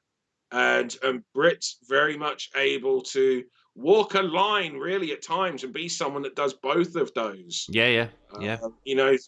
Oh, well, we've gone to a commercial. It'll be towards the end of the commercial, yeah. Wrestle Story says Britt has come a long way from where she first started. Yeah, absolutely. Again, I was watching Britt on Eve, Riot Girls of Pro Wrestling, and it is amazing how far she's come since that time, Dan.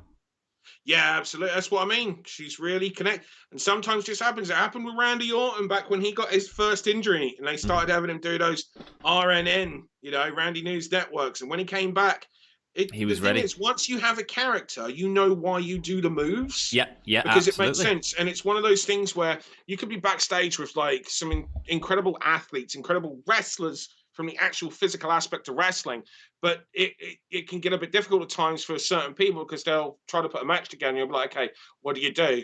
And they'll be like, I'll do anything, I can do this, I can do that. And it's like, well, that's actually not helpful. Yeah. The reason why it's not helpful is because we need to know where the parameters are on your character. So a Raven character, for example, we know he's a brawler, we know he's a scrappy fighter, we know there are going to be things that character is going to do and isn't going to do. We know Steve Austin, for example, even if Steve Austin could do a shooting star press, it would not make sense for Stone Cold Steve Austin to do a shooting star press. It doesn't fit within the parameters of that character. Yeah. That's the strength of Nia Jax there, because that looked like it was going early, but she was able to keep it in. She was able to move, and also Britt posting as well. So, Nice. someone said, Raymond Hewer said, starting since the beginning, so since Genesis of the Daleks. Genesis of the Daleks is a Fourth Doctor story. So, no, much before then. William Hartnell, First Doctor, 1960. Can someone tell Dan to shut up about Doctor Who? 1968 to 1966, William Hartnell. And then Patrick Troughton, the best Doctor of all time.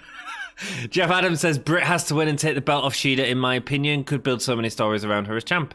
I agree. I love Shida. I love Shida to pieces. Britt is doing such good work right now.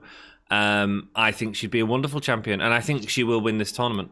I love that. It was like a flying tomahawk chop. I think it was supposed to be a clothesline, but her arm went high, so she adjusted it and just did it as a tomahawk chop. And I am here for tomahawk chops. Tatanka would be proud. Right? Tell me about it. AEW gave her a chance to develop. WWE would not have done that, I don't think. I agree. Raymond's joined us. Hey, man. Lovely to see you. Hull, yeah. I still think the winner of Rosa and Rio will be the next AEW's champ. Interesting, Raymond. Have we? Are you still there, Dan? Yeah, I'm still here. Oh, cool. Can you not see me? Yeah, I just had a thing from Skype. Her promo skills have been outstanding in the last year. They absolutely have. Ant and Dan, have you seen the Sanctuary show I posted on the Discord yet? And I haven't watched it in full. And Jared, sorry, my dude. Do you know what? I said I was going to watch it the other day, and I completely forgot. I will watch it at the end of this. You know, I do want to watch it. Yeah, I really want to watch it. I saw people commenting on it as well. Yeah. Sorry, Jared, man. Sorry, dude. Wait, what happened? We saw like 4 picture-in-picture ads. Now we're in full ads. Yeah, our stream went off as well. She's got the glove out. Welcome, Raymond. Oh, this is interesting because I don't think there's been a time where she's put the glove on and it not been the end of the match so far. And Doctor Who is awesome, says the Wrestle Story. Well, we can turn this into the Doctor Who podcast. I mean... Dan, you've earned your place as a great Whovian. Dan, you're getting props here, man. I am a hardcore Whovian. As far as I'm concerned, there's only one Dr. Tom Baker. Oh, look at you all. Look at you all, you Doctor Who fans. Well, in that case, then, that would mean you're going back to Robot, which is Tom Baker's first story. And a fantastic introduction. As first stories go for a Doctor, Robot is, it's almost perfect. First episode. Absolutely tremendous. Oh, nice. I'm really digging the structure of this match. Yeah, man. Yeah, man. Really nice pace. Really nice moves. Nyla's working as a face as well. Well, I said at the start, you weren't here for it, so you can't be basking in my smugness. But the thing is there's going to be elements to her and what she does still that maintains who she is. Like, she's not doing anything that makes that changes her character long term. Yeah. It's just a position in this match. Yeah. Let's put her on the defensive because of the type of a villain she's against. Yeah. And the type of character she is. Nyla was going to... One day, Nyla is going to be the bollocks of a babyface. Yeah. Like, she really, really is. She will be absolutely superb. She'll be a massive, massive babyface. Kick out. My favourite Doctor is Christopher, but I love Patrick's Cosmo. I would love to know your thoughts after you see it. Yes, I will try and get round to watching it. Work has been so busy, Jared. My apologies, man. Raymond says, where's Vicky G at? She's been beside Nyla. She's fighting it. Nice little details. Just moving her head. Just moving her head. Look, you don't need to go sometimes over the top with big counters. You can just do little... There was a really cool little spot on Eve last week with Dahlia Black and Jamie Hayter, and Jamie just went to jump over the top to hit the ropes, which is something you see when an opponent is on the ground numerous times, and Dahlia just reached up and grabbed her ankle and tripped her. And it was just a tiny little thing. Yeah.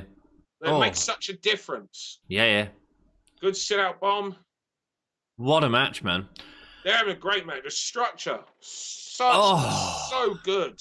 Close kick out, man. Close kick out. So Vicky G's not with Nyla. Dan sort of pointed it out earlier because she's playing face in this match, and with Vicky Guerrero there, that would sort of go against that. Yeah, without being a face, she's facing this match. It's very clever. Yeah, if she had now there may be another reason why she's not there, but I believe even if there is, they wouldn't have her there because the idea is. Wow. you need to make it still need to make it kind of clear. And Nyla Rose's character would be, I'm going to beat the crap out of this chicken shit freaking Britt Baker. I just grab a hold of that. 2 and 3, that's it. Is that it? Yep, that'll be it. Oh, bloody hell. Bloody hell. You'll get there. You'll start seeing structures and knowing when a finish is a finish. I'm shocked. Yeah, no, I think it's the right call. Britt don't need to be there yet, bro. No. She certainly doesn't need to be there in a position of a tournament. A tournament is a great way to establish someone from a wrestling perspective. Okay. Britt can get herself into a title program, a long-term title program, on the basis of her character as a heel. So she doesn't need to get into it by winning a tournament. Yeah, okay. I see what you're saying. The other thing is, it could mean that we're going to get a rematch between Riho and Nyla Rose in the final on that side. And of course, those two have traded the title back and forth. And that is the direction I would go. I would go with Riho, Nyla Rose on that side. Now, who goes through past that, I don't know. But I certainly believe that it'll be the Japanese competitor will go through to being on the pay-per-view. Right. And and I think we'll see them on the following week's episode of Dynamite. If not Dark / Elevation. Because I actually expected Emi Sakura. You've probably got a mobile number. Can you just give her a bell? She's doing a watch party at the moment of AEW. So. I really expected her to be in the final of the tournament actually, and put over whoever, because Emi Sakura is so good at working with people. Like her versus Britt would be wonderful. That's really shocked me. I'll be perfectly honest. Yeah, it would. I think the issue is, I think Emi didn't get over. The character of Emi Sakura didn't get over when she was in AEW last time. That is not Emi Sakura's fault, because her matches were superb. Yeah. The fault was at the AEW presentation of Emi Sakura, or rather the lack of presentation and a lack of context. Yeah. So... And Emi this time has learned, okay, this is what the situation is, so I need to work around it. And so she has done that and adapted, because that's what Emi does. Because Emi has been in business for 25 years. She's created, one of the biggest compliments that I've ever had is Emi said that I was the only person she's ever worked with that she felt got wrestling the way she got it, and felt the same way about wrestling the way she feels. And that means the world to me. Yeah. It's a wonderful compliment. And and so she's adapted, changed, and the way she's presented herself on this week, on the previous 2 weeks, Women's Eliminator Tournament specials is phenomenal. She's looked incredible. She's adapted and changed, but still maintained who she is, but working to what it's clear AEW were kind of directing. Now, I do honestly feel that AEW were directing and pushing her more in a heel way, without understanding who Emi Sakura was, because of the fact of her age and her look. She's not a super attractive 22-year-old blonde. Do you know what I mean? She's not Penelope Ford. They, and television likes Penelope Fords. This isn't a slap at Penelope Ford. No. She's super talented. Got a great future ahead. Her look is absolutely a plus to her. From a television standpoint as well. And I know this is someone that has dealt with many television companies that have all wanted to sign Eve, and then they've asked me to change this bit and that bit, and maybe can we get a few more people looking like this? And then in the end point, I've just gone, no. Because, don't come to me wanting to sign my brand and then wanting to change my brand. You wanted my brand for a freaking reason. Trust the girls in my brand. Yeah, and it's also against your values as a company as well. Yeah, it's against our ethos is to start, not work, to start putting other things above, hard work and talent. Above hard work and talent. Yeah, absolutely. Yeah. If you've got a Penelope Ford who's got those looks now and working hard and talent, of course you'd be on. Absolutely. But I'm not going to substitute someone, because there are people out there that have got a look but don't put the effort in. There are also people that haven't got a look and don't put the effort in. Do you know what I mean? You're looking for people. But bottom line is, I always go with skill. That's the real thing you're going for. Hard work is really what you're going for. Yeah, and I think that's part of what we enjoy about AEW, because you can see that they're all really trying to work hard. Raymond says, okay, I didn't think about Nyla turning face. Great catch. I don't think we're necessarily saying Nyla turned face. She didn't turn face. She was working face. Yeah, she played the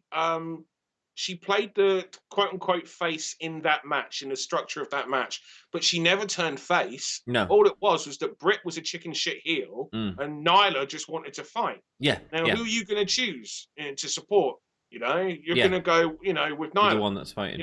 Britt Baker had someone on the outside trying to, go to, help her cheat and get on top. Nyla didn't. Nyla was by herself. Yeah.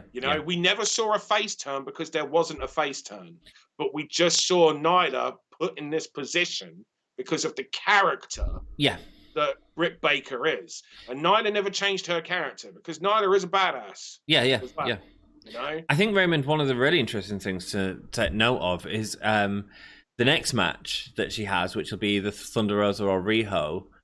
You are more than likely going to see Vicky Guerrero come out at that point, because even if you don't, you will absolutely see Nyla Rose play the heel. Absolutely, yeah.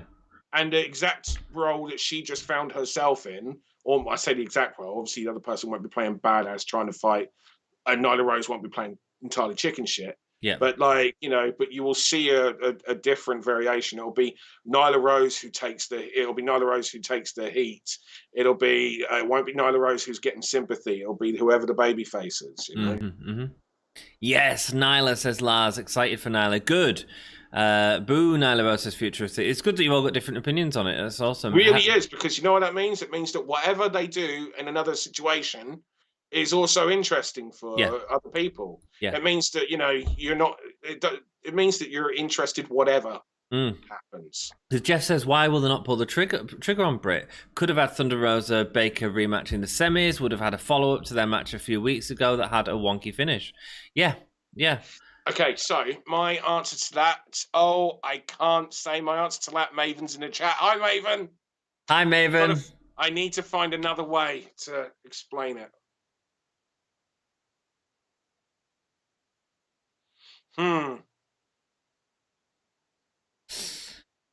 Hello, Maven. How are you doing? Hi, Maven. Hi, Maven. Where's Ortega at? Lol. Weirdly, I feel my stomach is doing somersaults. Oh, wow. I hope you're all right, Jackie boy. Anthony, you are one beautiful man. It's the Botch Guy. Welcome, Botch Guy. Thank you so much for joining us. You are a beautiful man. And I'm joined today by Dann Read, one of the wrestling producers of Eve, Riot Girls of Wrestling, a wonderful YouTube channel and wrestling promotion that focuses on female wrestling and works with some of the best talents in the world, as well as other promotions that he's had. XWA? XWA probably is more, it's the gif of Kota Ibushi shooting fireworks on himself and then moonsaulting off the car is probably one of the most known gifs on social media. So yeah. And then also work with Keith Lee and Cesaro and stuff like that. Everyone from Bret Hart and Aja Kong to freaking Yuka Sakazaki. Absolutely, there we go. Sorry, have you figured out a way of saying this? What you needed to say? I was just it's not as good as a way.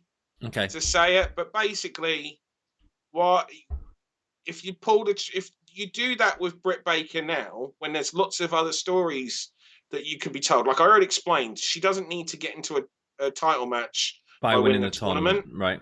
She doesn't need to do that. Do you remember how, for example, Elimination Chamber, a load of us were saying, wouldn't it have been great if they'd have had Cesaro go over and then had Cesaro had the match with Roman Reigns? Yeah. And we all know Cesaro would have lost, but it would have been good for Cesaro to elevate him. Yeah. And then he loses the title match, but he was elevated. He was elevated in a safe way. And the other thing was, WWE didn't need to be scared about having a pay-per-view main evented by Cesaro, who's unproven in main events, against Roman Reigns. So it's a safe way to do it. And we were all like, fuck's sake, when they didn't do it, Yeah. That's kind of the same thing. It's just like, we can elevate someone by winning the tournament. They've won the tournament fair and square. They don't have to win, but they're the title against Shida, but they came close. We made a number of new stars in that tournament. Yeah. Because the tournament is there to make numerous people, not just one. Yeah. The tournament is there to make numerous people. Britt's already made. She can use heat to get into the storyline against a babyface champ. She doesn't need to win a tournament. To get to that it's point, not about being the best wrestler when it comes to Britt Baker. And so you don't need to do that. And there's still a lot of mileage in Britt Baker.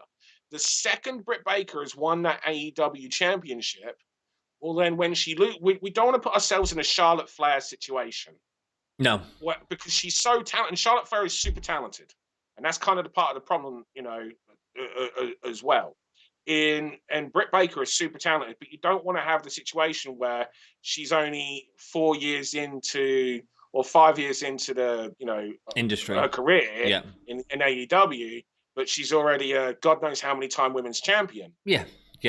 There's lots of things to be told, and you also don't want to have her hit the title, and then when she loses that, have her come so far down that you got to try and find that balance. Yeah.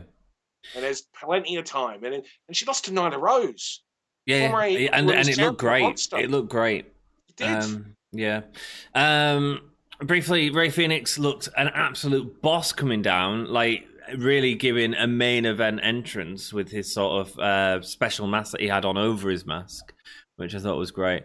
What's yours take on the Hangman Dark Order still being a tease about the way Hangman goes? I don't know if it's a tease on the way Hangman goes, but I think it's just it's nice for him to have that backup and continue that story without it being as blatant. I don't think anyone believes that. Nice. Yes. Nice. Beautiful. Is Lance actually doing heel here? Details. Don't have to do all these big things. It didn't make sense for him to do a big thing. Just swatted him. And brilliant. him pushing him Hilarious. down like that puts extra force as well. Yeah. Because that's a big dude using that person's momentum to just shove him down. It's great. Lance Archer's so good. That's true about Nyla. I agree. I wasn't thinking about that because Nyla is definitely heel for now. There we go. Yeah, it's just it's all interesting conversation, Raymond. That's all. I might have said this before, but Rey Fenix has to win this match, right? Could not be more excited about the prospect of Rey in a ladder match. Whereas I'm the other way round. I feel like Archer needs it. Oh, the super calo somersault plancher into the audience. I love it. He's been doing it all the time recently. It's a super calo. Go back and watch super calo from the late 90s. It was a trademark, and it's amazing how they got away with it because WCW would have, people front, second row. Yeah. And they'd just be getting drop kicked. It was like they're in Eve or something. Do you know what I mean? It was great. Is that where you got that idea from?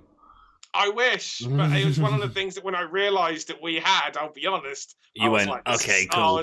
I was proper happy for it.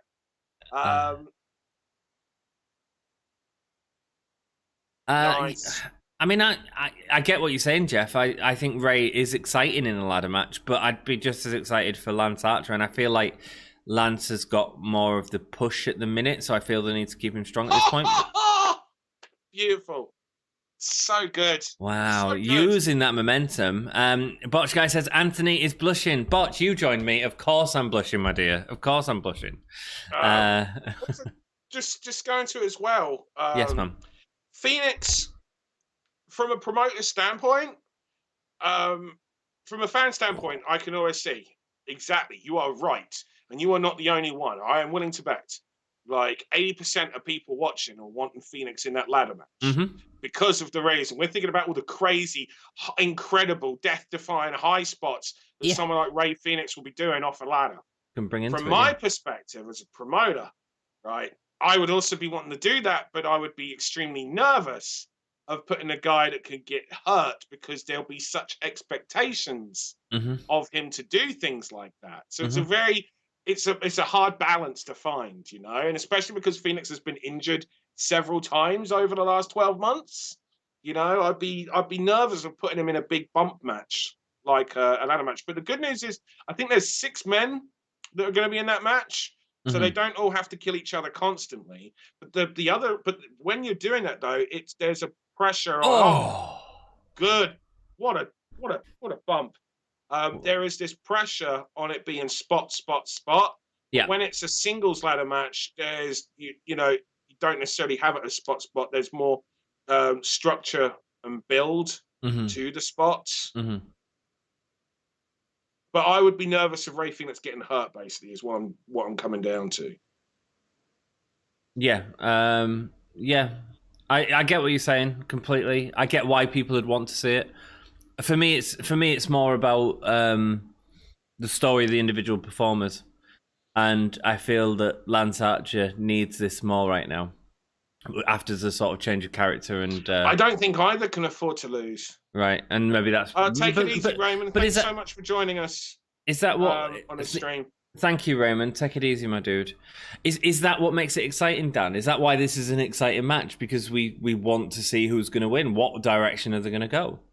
It might be I think the best people to ask is the people in the chat on that. Because from my perspective, it's very hard for me to, I'm always thinking in a different kind of manner.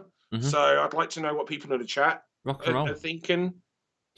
Are you excited by this match because of the reason that Ant just said? Yeah. Jack's wrote a lovely comment. I feel from you saying no, don't give up on someone further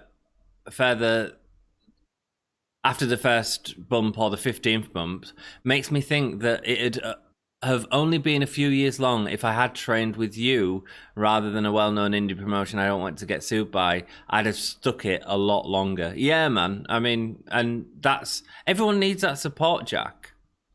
I appreciate that, and I'll say this is the problem with a lot of independent promotions being very toxic. Yeah, toxic. Very toxic masculinity is a thing. It is, yeah. And there is a lot of that in independent wrestling training centers. Because wrestling is the world. Here's the thing about wrestling. Wrestling especially attracts the insecure because it's the world where you can pretend to be the person you wish you were, and a lot of people will believe you are, because a lot of people still struggle with the idea that they're actors performing a character. And because wrestling has a weird blend of reality and fiction. But you are still, so a lot of people like to be able to become that person they wish they were. And then they like to have that faux celebrity aspect and try to play the tough guy as a result of it. Yeah. And that is one of the toxic problems within wrestling. And when you have a training school or a promotion that's full of that, you're just going to get a lot of people run off. Yeah. Because of being in a situation that they shouldn't have been in instead of a supportive situation. And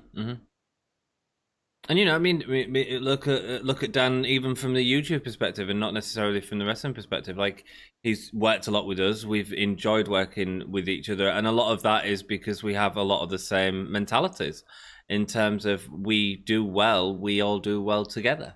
And exactly. We've talked about that a few times. I'm going to sound like I'm so up my own ass here, and I do not mean this, right? Let's go. I could, if I wanted to, most likely be a part of some bigger streams and channels. Absolutely, right? You could.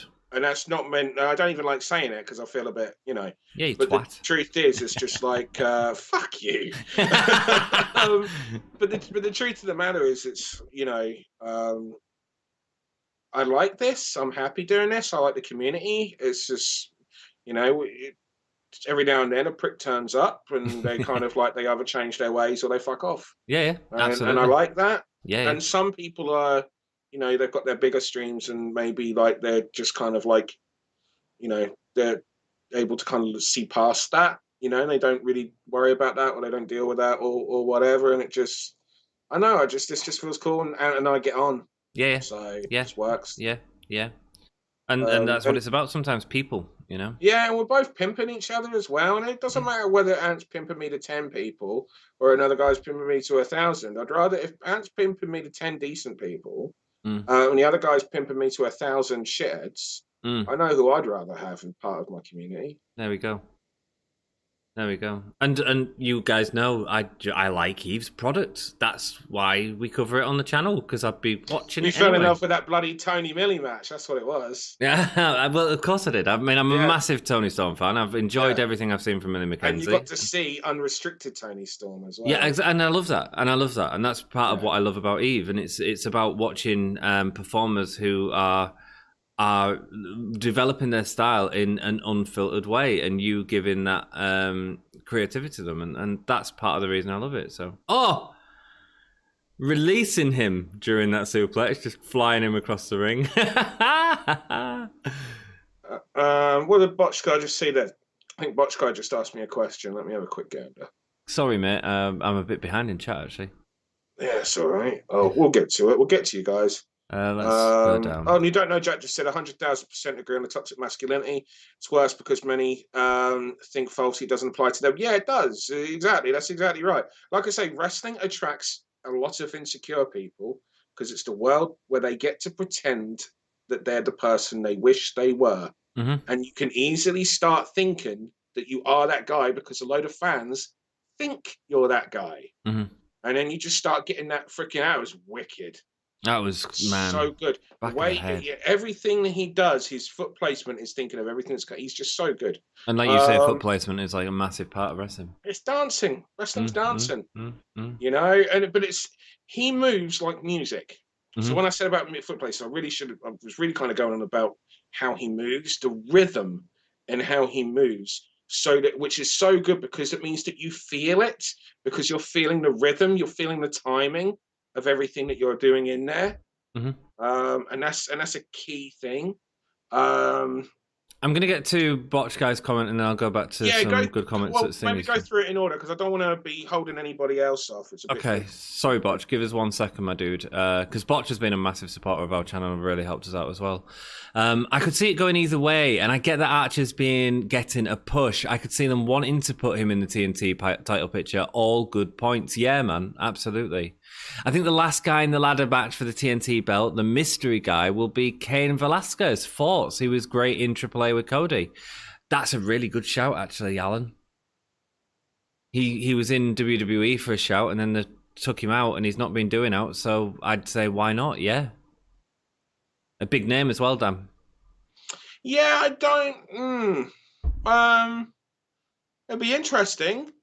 It would be one of those things where it's so good, isn't he? 42 or 43 years old. Crazy. Jesus Christ.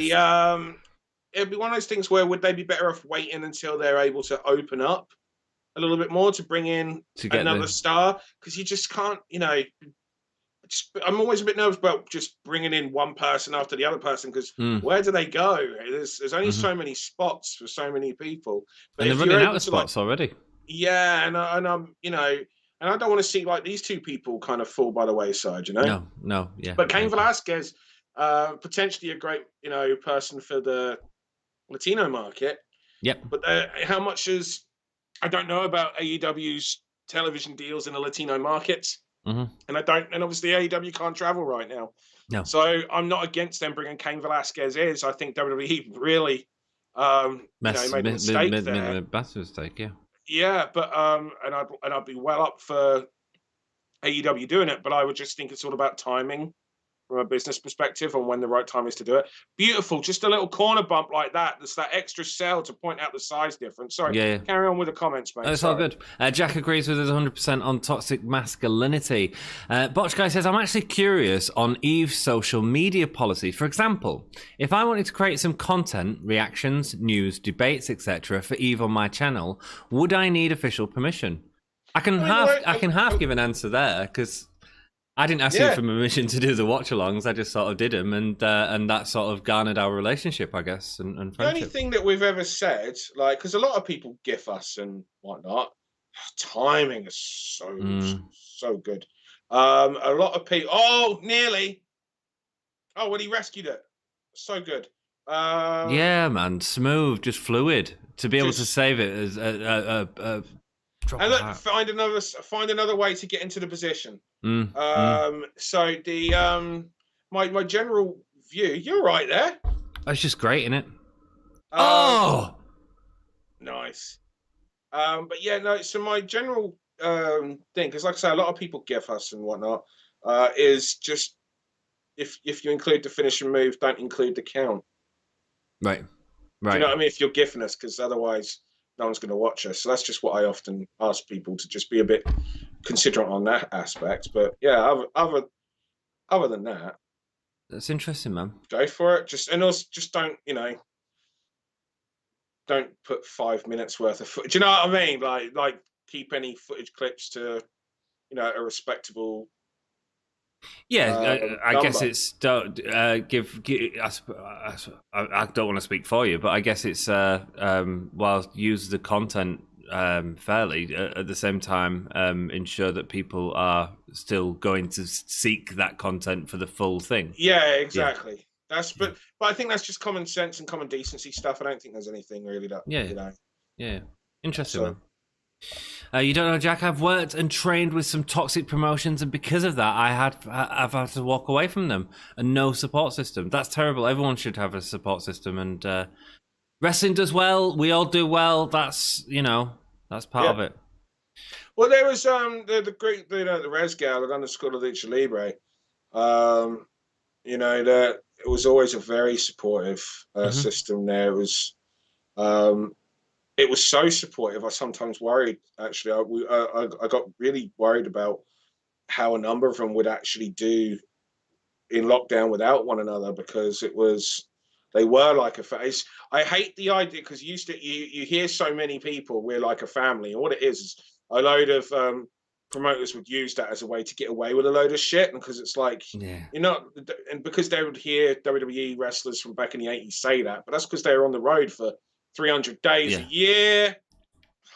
They gave them time as well. Do you think there'd be, if this was in WWE, you think this would be the match structure? Of course not. No, of course not. No. It wouldn't be main event, Dan. No. Is this the main event of the show? Christ. Wow, this show has flown by. It has. Sorry, do you want to get back to the comments? I want to make sure we hit them all. Botch guys, as a continuation of that sort of question, really, and sort of give him the support that he can to do what he needs to do. Or could I just naturally make content without guidelines, either good or bad, kind of like I'm doing free marketing, like I'm doing with WWE right now? I mean, yeah. Because you know Botch Guy, don't you? You've seen his stuff. We talked about Botch Guy before. I've seen, because I saw him on your stream. Yes, That's how I first was introduced to him. Yeah. So, this is such a good match. That's what a night, man. Yeah, really, really good. So how would you feel about that, Dan? If someone was to create negative content around your promotion as an opinion, yeah. Oh, no. Well, everyone's entitled to their opinion. So no, I wouldn't. I'd be a bit of a dick thing of me to be sitting here watching this, criticizing AEW at times and criticizing WWE at times. Yeah. If I then had a different rule for anybody watching my stuff. Yeah. Interesting, man. Oh, there we go. Oh, that's it. Yep. Beautiful. God, what a match! What a match! What a match! Great. That's a main event, and the thing is, what I like about AEW as well, the main event was not between two guys constantly in the main event. No. It wasn't Drew McIntyre again. Yeah. It wasn't like and you don't get that. With WWE, Drew's probably going to be in the main event, or a certain. And I love Drew. Need to make that point clear, otherwise, But it's the timing of so good. Wow. But my point being is just going back to this is it'd be hypocritical for me to be any different. Yeah, one is because I know that Botch has had some issues with this in terms of the format of his video. So I'll just go back to down to his comment straight away. He said, "Thanks for the answer." Say again. Format in what way? In the and he put this on his YouTube, so it's nothing private. But in terms of he was copyright striked, I think, or got some content. I think, Botch, you might have to clarify this. I think he was copyright striked for having AEW content on his channel because he he showed a few seconds of footage or whatever it was, as you know, Botch Guy sort of does within his videos, and had to say, look, I can't do AEW content on the channel anymore. I can't do what we do for WWE because they're really hitting hard on YouTubers, and I can't risk losing the channel. I don't know if it was directly affected Botch Guy or it affected people that Botch Guy knew, which made him feel that he couldn't do it anymore. Right. Okay. I mean, it's quite funny it's quite interesting because I was actually, one of the things I've been reading up on recently is actually, the fair usage policy. So, for example, the reaction videos, that people do, there are lots of reactions. It's especially big over here in the UK is watching Americans react to UK things. Maybe in America it's a big thing watching other countries reacting to them, but there's a lot of Americans that are doing well off of YouTube because they're reacting to UK things and their viewership is mainly UK. So, but they'll be showing a lot of the actual footage, whether it be songs, television skits, whatever. So it's one of the things that I've been reading up on, and I suppose a lot of it will come down to the actual individuals as well, because there are some who are a lot harder on their content being out there than others, and I wouldn't be surprised if WWE were, one of the hardest. But it's also apparently based they're on not. Apparently it's AEW and New Japan that are. Sorry. But is it them or is it TNT? Do you know what I mean? Could be, and again, it could be just one guy in the company that's not necessarily under instruction from the flow of the company as well. Yeah, and it's like, I got that cease and desist from WWE. Now, really, if I'd have, that went away, right? Because I didn't get a cease and desist from anyone. It's not like anyone in WWE. Like, we know I have a relationship with WWE, so it's not like anyone there went fucking Dan taking the piss out of us, who it is. It was just, there's a legal team. The legal team don't know. Do you know what I mean? They just see something that is that. And then they action, and then nothing happens because, of course. But that's where it comes from.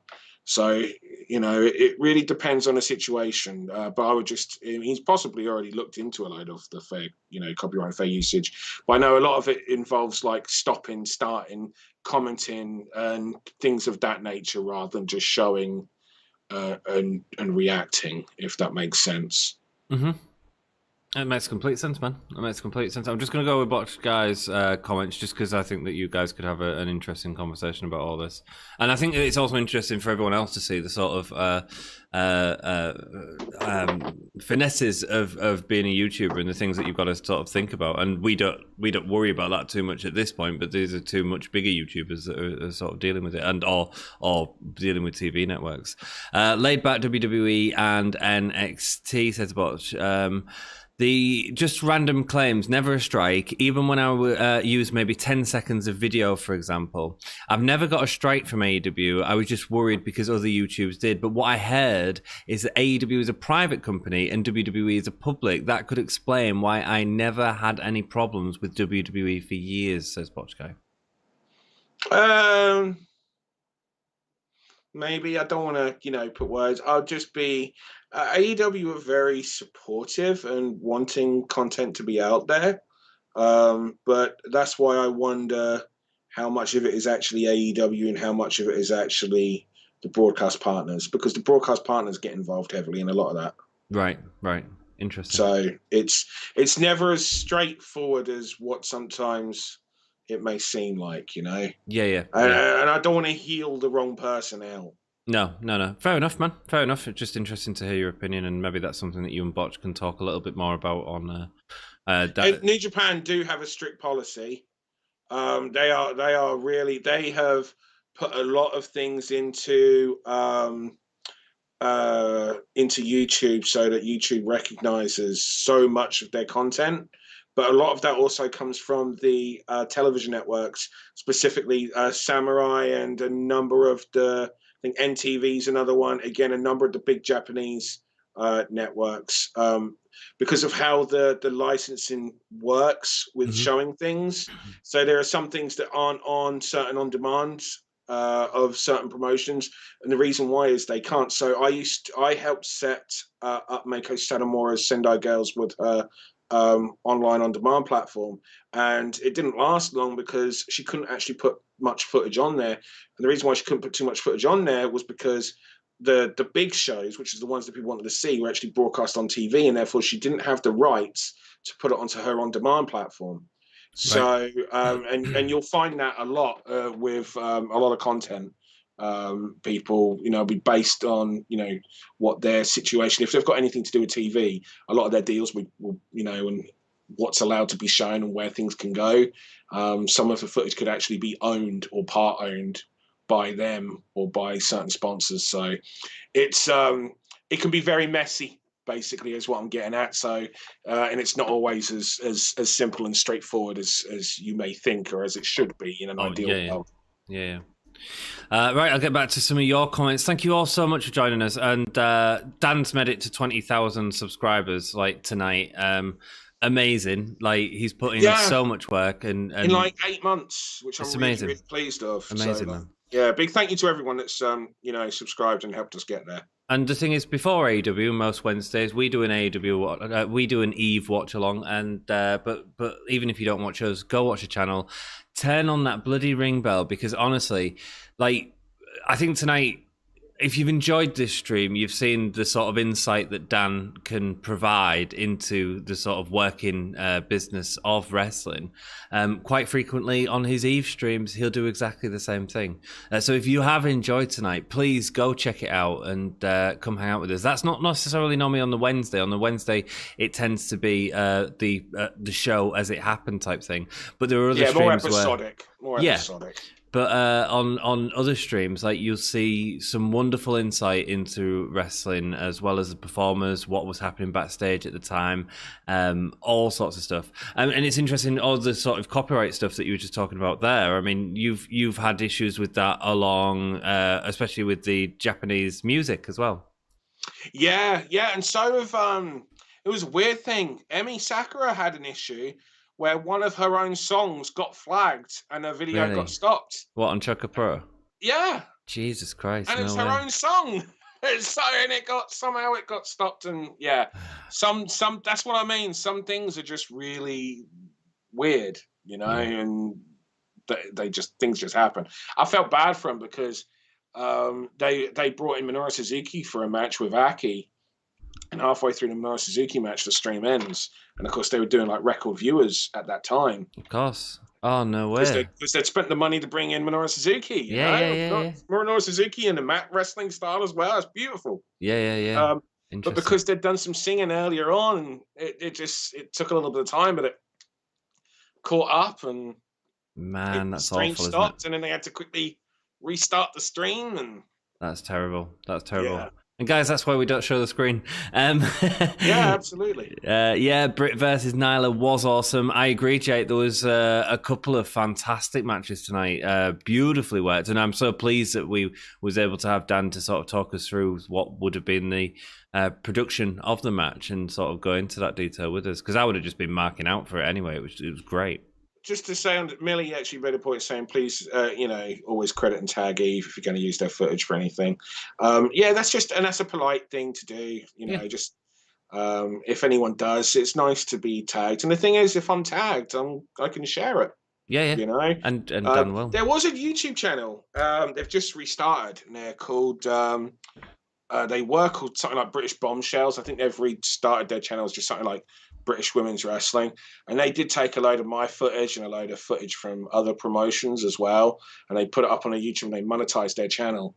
And I had to freaking go to war with them, because you do get, obviously I'm not saying anyone here is like that, I'm just making a point of you end up with people doing that, It's all just about respect and about using each other's content in the right way. But Botch Guy will know a bit about that anyway, because people use his clips as in reaction compilation clips. Nice. But actually, hopefully they would have tagged him in as well, because it's exactly just a bit frustrating, because I've also appeared on e-footage has appeared on clips of people saying wrestlers on the independent scene, and it would be like, come on guys, we're a growing brand. Absolutely, just tag us, for Christ's sake. Yeah. And then, like I say, the other thing is I can then pimp you. Yeah, absolutely, We can all pimp each other. There's Absolutely. no reason to try and get one over anyone. I'll be your pimp down. But if someone's reviewing it, at the end of the day, I'm not paying it. If I was paying them to review and they gave a shit review, that'd be like, that's a bit, But if someone's just come to the show or they're just watching it online, they have every right to give say, an opinion. just like what we've done tonight. Absolutely, yeah. And as I do every week with Eve. Yeah. Dan, ego gets in the way most of the times because promotion I have worked for oh right, yeah, but there was a comma there. Maybe I didn't emphasize the comma. Dan, ego gets in the way most times because promotions I have worked for, the promoters push their own kids. Wow, yeah. Were you in Norfolk? No, I think Jared. I thought Jared was in the Americas. Oh, okay. I'm sure Jared's in the Americas. Right. May I ask why Big Show is in the thumbnail? Shoreword789, he is part of AEW. It's the big news coming out of AEW in general. So he's just there to get views. Well, there's also the big question of the day, right? So it's very good of you to just be like, it's there to get the attention, it's there to get the views. You won't be the only person that have done it. But also the big question of the day, and we had it in the chat, was, will Big Show turn up on tonight's AEW? And the answer was no, which I think is what we all, suspected anyway. But the fact is that was the job of them putting the press release out today. So, it would be wrong of you to have not put Big Show, to have put someone else. Yeah, it's the big news coming out of it. It's the big news of the day. It's what everyone want to talk about. And we've been talking about it. Yeah, and even during the Eve stream, everyone was talking. In fact, I gave more opinions on Big Show during the Eve stream than I did on this one. Do you all think well, I said you should have signed Paul White, man.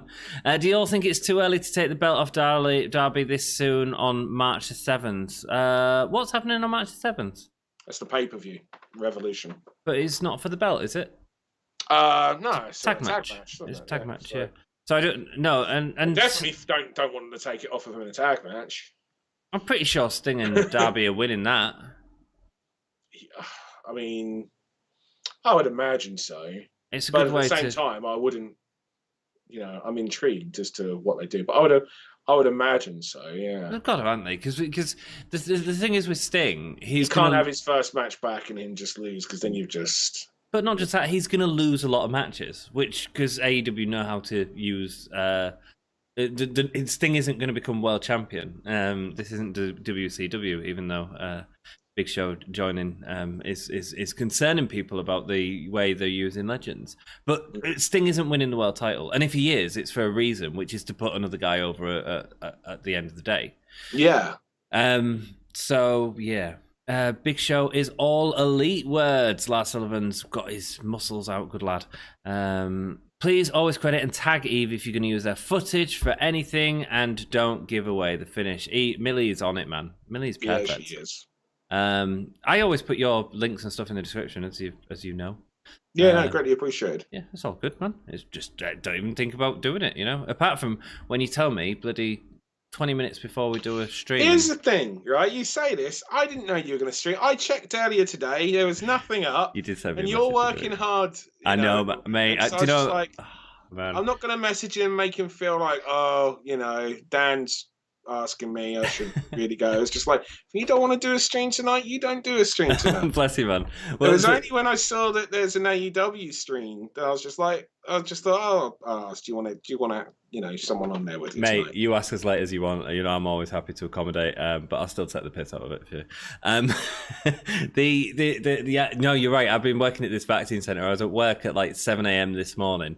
Working like 9 hours, and then come home, had a little bit to eat and stuff, and then I was like, I need to sleep. But that means that I'm at what point am I supposed to make thumbnails? At what point am I supposed to do a description and all that sort of jazz?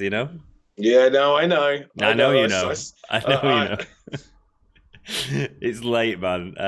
Cool. What a show, says Matthew McFadden. I thought it was great. Yeah, I loved this show. Yeah, really good. 2 hours just flew by. It did. And also chatting with you guys, and of course with Dan as well. It's more fun watching wrestling with friends, isn't it? Yes. I find the reactor Jinx positively takes with a mic with his reactions as he gets thousands of views, but shows everything he's reacting to. How is he getting away with it? I don't know this Jinx. Do you know the Jinx? No, I don't know. No, sorry, Jack. I don't. Yeah, no. There's a number of people. That's why I was looking into it. This week. Right.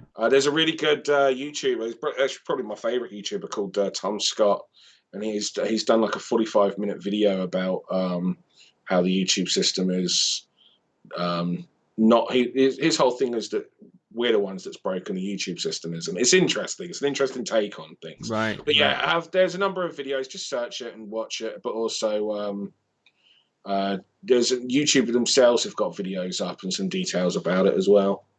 Sweet. Okay. Interesting. Yeah. If you search for YouTube Creator Academy, you should find some details on there. There we go, guys. Hope you're getting some insight and enjoying this sort of YouTube insight.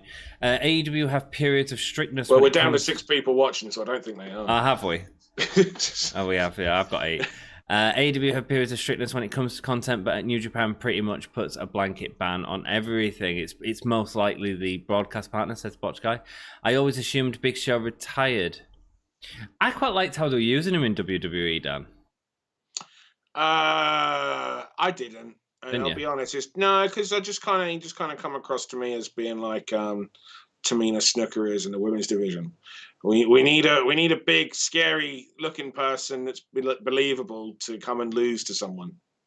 Yeah, but unlike Tamina Snooker, he wasn't on the show every week, and so like bringing him in the night after Mania, I thought was a really Tamina nice often decision. Isn't. Neither. Yeah, I suppose. But then she has angles, doesn't she? And then she'll come back and she'll do Tamina, isn't she? She's going to kill you. Oh, she lost. Again, surprise. Again, yeah. It's like, and that's kind of thing. It's like, I'm all for, like, there's always this big thing about veterans needing to put over the young guys. But if all they ever do is put over the young guys, then who's the young guy beating? Yeah, absolutely. No, I completely agree. It's not about constantly putting over the young guys. It's about putting over the right guys at the right time. Which is part of the reason Sting's winning this match. It was like, who was it I was watching? And it was really bugging me because there was always losing. I can't remember. It could be anyone, really. It could be anyone, yeah. If you were talking about WWE. Yeah, it was WWE. Was it Rusev? I hated Rusev at one point because he was just doing nothing. And he's when a really WWE have guy. got it in their minds that they haven't got anything for this person, it doesn't matter if they've just been in a fucking main event title feud. All of a sudden, they're just going to lose everything, or they're just going to disappear because they've got no. And this is what I have a problem with a lot of the WWE structure is if they do not have, if the characters don't have any drama in their life, then the characters are not winning or they're not on TV. Yeah. And that to me is just like, if I'm, we all know what wrestling is, but at the same time, we're supposed to believe some sports elements to it. Yeah. But if all you ever present us is, people that have just got drama in their life are the only ones that have any kind of success, and people who are, who don't have any drama either don't exist or lose all the time, yeah. I find it hard to believe that, and this is why I have a problem with the whole doing away with the idea of people of like if there being like a winner's share of the purse, doing away with the idea of wins getting to title matches, because if none of that exists, if none of that means anything, then it means that wrestlers are choosing to get into the wrestling business because they really want drama in their life. Well, yeah, true, and we as viewers just want to watch drama as opposed to a sporting product, and instead of a nice mixture. Yeah, and that's the blend that's missing. And you'll get many people that say, well, it's sports entertainment, so it's different. But there is a word called sport in there, and sport is competition. Part of the whole thing as well is the idea that, you don't need constant outside the ring drama to create a story, because the stories is being told in there. Yeah. And if everyone has outside the ring drama, then their inside the ring doesn't mean anything, and then titles don't mean anything, and wins don't mean anything. And that's the thing. You watch AEW, and we went into if I can compare this, right? I'll go a bit over the top. That's all good. If I can compare this, right? We were getting Drew McIntyre and Keith Lee babyface matches on Raw, yeah? And Who else? Name some other babyface match that we were getting that had some schmoz finishes. That we were getting regular on Raw. I don't watch Raw. So we watched. Yeah, good point, right? So and Dom ain't gonna criticize it. No. So but that's what we were having on Raw. We were getting this babyface schmoz finish, and so we went into those matches never really caring or believing in a finish. No. Tonight we had Phoenix versus Lance Archer. And we didn't know the way it was going to go. No. And the reason we didn't is because we have been taught by AEW that we are going to get a finish. Yep. Yep. And we have been taught by AEW that results matter. Mm-hmm. Mm-hmm. Mm-hmm. We have been taught by WWE the exact opposite. Yep. And that is why we don't really care about the match or the matches when watching WWE so much these days, is because we're not really thinking as constantly about wins and losses in the same way as meaning something as we are thinking about how are they going to do it. It's a really bad point, man. What's going to happen with these people? Yeah, what is the writing of the story as opposed to the competitive aspects? We need to want to know. We need to care about winners and losers. Mm-hmm. That is a key aspect to professional wrestling. Caring about who's going to win and who's going to lose. Wondering who's going to win, who's going to lose, picking, predicting. Yeah. When we watch WWE, it's just like often you find yourself going, how are they going to get out of this one then? And that's the thing right now with the Miz and the WWE title. None of us buy into the Miz's WWE, and that's not a slant on the Miz. The Miz is a fantastic promo. Has worked very hard, and I think a couple of years ago maybe he should have been being pushed towards a higher position, maybe the position that he is now. But they've done this constant, like him losing handicap matches with John Morrison constantly. It's a joke. He's become a joke, and then suddenly that was. And now he's got this, and now so the idea is now they're trying to tell a similar story to what actually Nyla Rose and Britt Baker told tonight, which is we've got this chicken shit. Heel, very talented, but still chicken shit, who is going to try to keep away from the very big, very bad person that can kick their ass. But there's the way that AEW presented that story tonight and the way WWE present the stories is very, very different. We believe we're going to get a finish, and we believe it is going to matter, and we believe there will be long-term repercussions as a result of what is happening with AEW. We do not believe that with WWE because there is a short-term memory there where something that happened this week, if they decide next week, no, it didn't, then it didn't happen. We're not taught to respect the results and what happens in the same way we are with AEW. That is a big problem. That is a big difference. It really is. We're all just waiting. And here's the thing. A lot of people are waiting for Lashley to win the title. They don't care, though. No, they don't, because what they're waiting for is Bobby Lashley and Drew McIntyre at Mania with Drew getting that. Yeah, it's right, and that's a problem. For the story to unfold. That's a problem. Rather than wanting to watch and see how the story unfolds. Here's the thing: they might not go down that route. Lashley may have something else at Mania. Drew may have something else at Mania. But we know that Miz is unlikely to be in that title picture at Mania. At Mania, yeah. But even so, we're not watching and caring and excited. We're just like, what are they going to do now then? What's happening now? Well, guys, you saw from our reaction video that I did of the Miz. Roll your eyes. You've seen me react to Kenta appearing or Sting appearing in AEW, and you saw my reaction to Miz, which is I think most fans' reaction. Dom was just shocked in that what are they doing? This guy's been booked like a joke for the past 6 months. The Money in the Bank briefcase has been made a joke of, and here he is with the title. It's bizarre. Yeah, absolutely. It's none of it feels like natural progression either, and that we've been on part of a journey and a story so much. Even if there was, which I don't believe there is, but even if there was, we don't feel that emotion and attachment and care about winners and losers, and as though things have repercussions with WWE. We're just kind of watching it unfold. Yeah, as a bad habit. Without emotion. And that is the reason why we're able to miss episodes here and Yeah, there, yeah. or not watch it and just read the results, or listen to a podcast about it, or or even have someone else's watch party on in the background while we're playing Doom. Yeah, Or absolutely whatever. done that before. Yeah. It doesn't, because we don't like. And then you saw this week's viewership for Raw, 1.8 million. You just switched the title the night before, and you do 1.8 million the next day, like down 20%. Year over year. We're on the road to WrestleMania.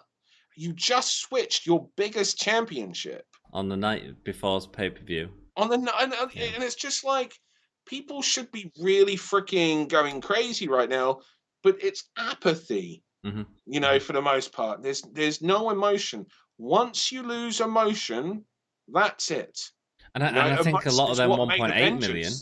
I think a lot of them 1.8 million, Dan, was just what are they going to do? That's their base. That 1.8 million for the most part is that core viewing audience. That is their base. Also, they could only get their base for a fucking title change. Says a lot, man. And again, you're right. Phoenix and Lance Archer in WWE, it would have been a screwy finish. It would have been a screwy finish, or it would have been 3 minutes to save both guys, which I get, but actually, that's what I mean. They tried to keep everyone at a level, which means that you don't buy into anything. You can't. You just can't do that. Wins and losses have to happen. People have to go up and down the card. Yeah, absolutely. AEW That's why I said to it, like, the best wrestling programming, the best wrestling storylines, the best wrestling booking right now is UFC. Right. And a promotion that can't fix its results shouldn't be able to be doing better storytelling than a promotion who can. There you go. I'm sure Jake will agree with you there. AEW was solid. The main event was fire. Absolutely. Love that Matt Hardy attacking all of the Dark Order is going to bring Hangman Page closer to them. But Matt's too caught in his own delusions to notice that. That's again a really interesting sort of point of view on it. The only thing that I didn't care is the fact that Matt just suddenly became Big Money Matt without an explanation. Yeah, I'm not seen a little bit more. Something happened. I'd like to have seen, even if it was a little bit like he got his paycheck from winning his first match at the on an AEW pay-per-view, a singles match, which was the match where his career was on the line, and he looked at it and he went, "Wow, I'm getting paid better now than I've ever been paid before. I want more of this." There's a massive misbeat there. Massive misbeat. And I'd like to have seen that made him become a little bit more. I want more money. I can make more money. And with my knowledge, I can take some people under the wing and, in exchange for 30%, which I think is fair. Yeah. Do you know what I mean? And just kind of like, but I'd like to have seen the dots connected and not just, 100%. And now he's Big Money Matt. I'd like to have seen, and I don't think it'd have taken much neither. Agree completely. And also part of the issue with that is if you just watched Dynamite, you would have had no idea what was happening when he suddenly turned, if you didn't sort of follow being elite in the sort of stories. Yeah, exactly. My other issue with his character at the minute, Matthew, is I struggle. I think he's too charismatic to be the business Matt. I think he's still got that sort of quirkiness in him that we all want to see sort of let loose, which we've seen before with the Broken Universe. And I'm not saying it has to be exactly the same as that, but I don't necessarily. I actually think other people could play the character that he's playing right now a lot better. Yeah, I can see an argument for that. I think there's also, I don't think we were ready to boo him. I think we wanted to see Matt, go a little bit further. Yeah, maybe so. At that baby face and then turn. I think it, but again, I think really, I do feel that we're feeling more towards that because of the sharpness of it was sudden and no explanation. Maybe there was no, so maybe I think that was an element towards that as well. AEW was really good tonight, said Jake. I've really enjoyed it. Big Show joined. No one told me. Yes. Hi, guys. Will Rally Sport. Welcome, my dude. Love your live stream. Thank you so much, my dude. Big news big show today. Have you seen Jade Cargill in AEW? She's great. Trained by Heath Slater at his wrestling school and helped at the PC by Mark Henry's first job in wrestling. How does Jade Cargill, that is? How she does Jade Cargill, that is? I mean, she's untested, unknown, but I have full faith in Cody Rhodes to be able to structure something, and then the people they've got backstage. She looks great. She looks fantastic. She looks brilliant. Absolutely looks incredible. I mean, the figures, like, she's, jacked. Oh, it's quite funny you saying the figure, because she looks like an action figure. She does, yeah. She really does, yeah. Yeah, absolutely. So, and a lot of work's gone into that, so good for her. Thought we were seeing a big show. Yes, I thought we was. The sort of announcement was that he was commentating for that, so maybe people are right. Maybe he's not having a match. Interesting. And welcome, Dizzy Boy.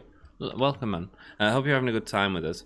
I told Anne you wanted on during Eve. I told Anne you wanted on... Oh, yes, he did. Yeah, thanks, Jack.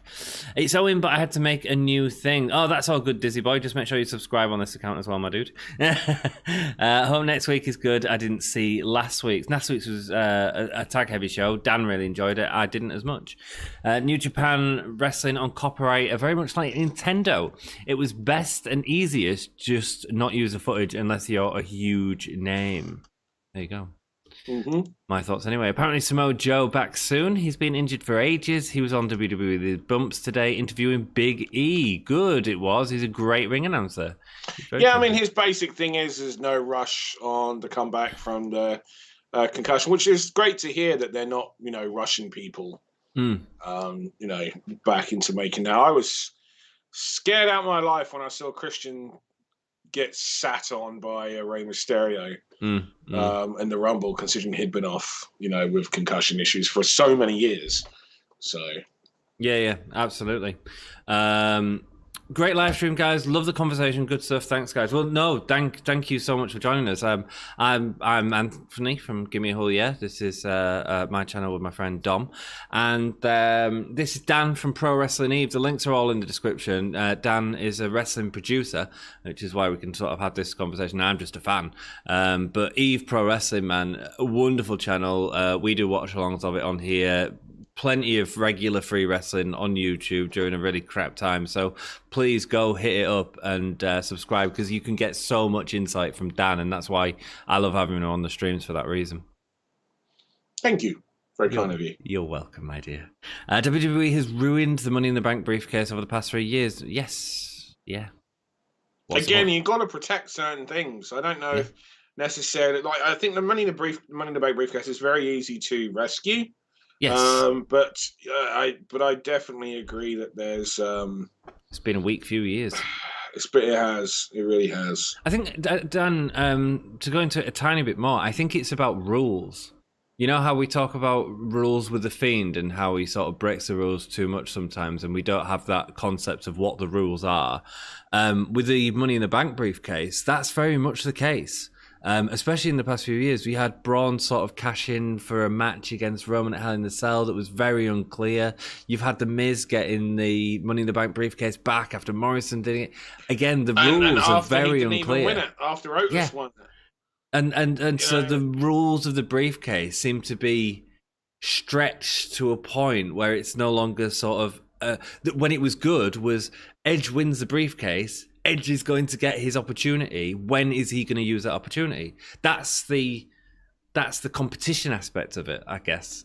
Yeah, you're right. And one thing that AEW has done very well is keeping its rules and trying to teach. I find a lot of the criticism that AEW tends to get is because they do something different to how WWE do something. Yeah. And because they've only had WWE for the most part, most people have only watched WWE over the last 20 years. Yeah. It feels alien to them. So like, why did they do this? They should have done this. Well, no, they're telling their story. Yeah. And AEW have done a tremendous job with that. And yeah, they've kept to their rules. And that's the reason why we went into Lance Archer versus Rey Fenix tonight. And we didn't think really that there was going to be a screwy finish. Now I'm sure most of us wondered. Never expected a screwy finish. And the reason that comes to our mind is because that's what we would have got if it was a Monday night. 100% agree. But that's not what AEW do. No. AEW don't do that. They believe in, giving finishes because it's what people want. And I know that because I do the exact same thing with Eve. And that doesn't mean that next week... That doesn't mean next week Rey Fenix is getting a win over whoever he's fighting as well, which is, again, what we'd see on WWE. He ain't going to suddenly beat Lance Archer next week for 50-50. No. I think the Miz's cash-in was great, a big surprise moment, and I like the story behind it, but his booking prior to that could have been better in terms of matches. I think that showed the booking before and everything with the Money in the Bank briefcase showed that they had no ideas and there was changes with what was going to happen. Yeah. Because it makes no sense how he even got that back.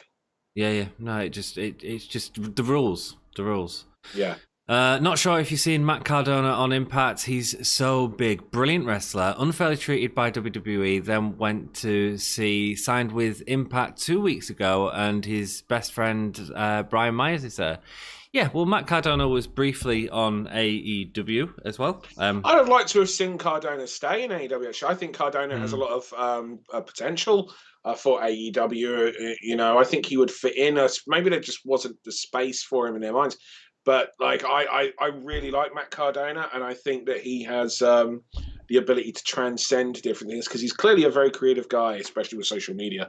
And I think that there's, and considering social media and mixing the social media world is something that the Young Bucks have done with being the Elite so well. I think it'd be great to have seen Matt Cardona bring that and maybe different programming, maybe not just being an Elite. I just would have liked to have AEW to have brought Matt Cardona in and go, what do you want to do? And kind of work with him. I'm a big believer in working with people and trying to create something. And if he creates something and it doesn't work, well, what if it was on a YouTube thing? What's the big deal? But give him an opportunity to try and come up with some stuff and to see what's going to happen there. Maybe work. I mean, he's got a very successful, podcast and YouTube channel as it is, and I just think there's something there. There is. It would have been really nice for the AEW brand that's different to what they're already doing. Yeah, look, I mean, here's the thing. When them releases happened, I was like, the hottest signing for AEW right now is Matt Cardona and Brian Myers, because AEW were about to push out their first minifigures, figures series, and them two are very good at that, and they've got a huge fan base online. So yeah, I agree completely that was almost a missed opportunity. I think that they were really hot agents at that time during a time where content was very difficult to make. And hey, as well as I do, I'm a massive fan of tag team wrestling, so from that aspect, it would have been nice as well. But I understand why, to an extent, of not wanting to have like a load of former WWE tag teams, but I think they only have one, really, don't they? And that's FTR. So I don't think it's like they'd have like a load of tag teams. And I think that, again, that'd be a very nice. I think though they would complement the tag team division. And again, you've got some experienced guys, but not some experienced guys that are over the hill. But I think it's more about that extra content. I think and that's what I mean. Again, so from an in-ring perspective, they've got that. But again, what I was saying, I think that they could produce different kind of content, which would be great for, again, the AEW brand as a whole. I'd like to see more of that. And I think Cardona and Myers would have been the perfect people for it. Agree completely. They're impulsive, not looking for long term. AEW are... Oh, sorry, I lost the page. For the most part, experts at keeping people strong while losing. Archer is a perfect example. He had matches for both singles titles, lost them, but bounced back big time. He absolutely did. Agreed on the Matt Cardona stuff. He could have done a lot more. Interesting take on Matt. I loved Broken Matt Hardy and thought it would have been a hit there, but due to circumstances, it didn't work out. He's had very little luck since signing. Yes, and he's talked about that as well. And I agree with him in terms of it feels like a delay to the Broken Matt, though.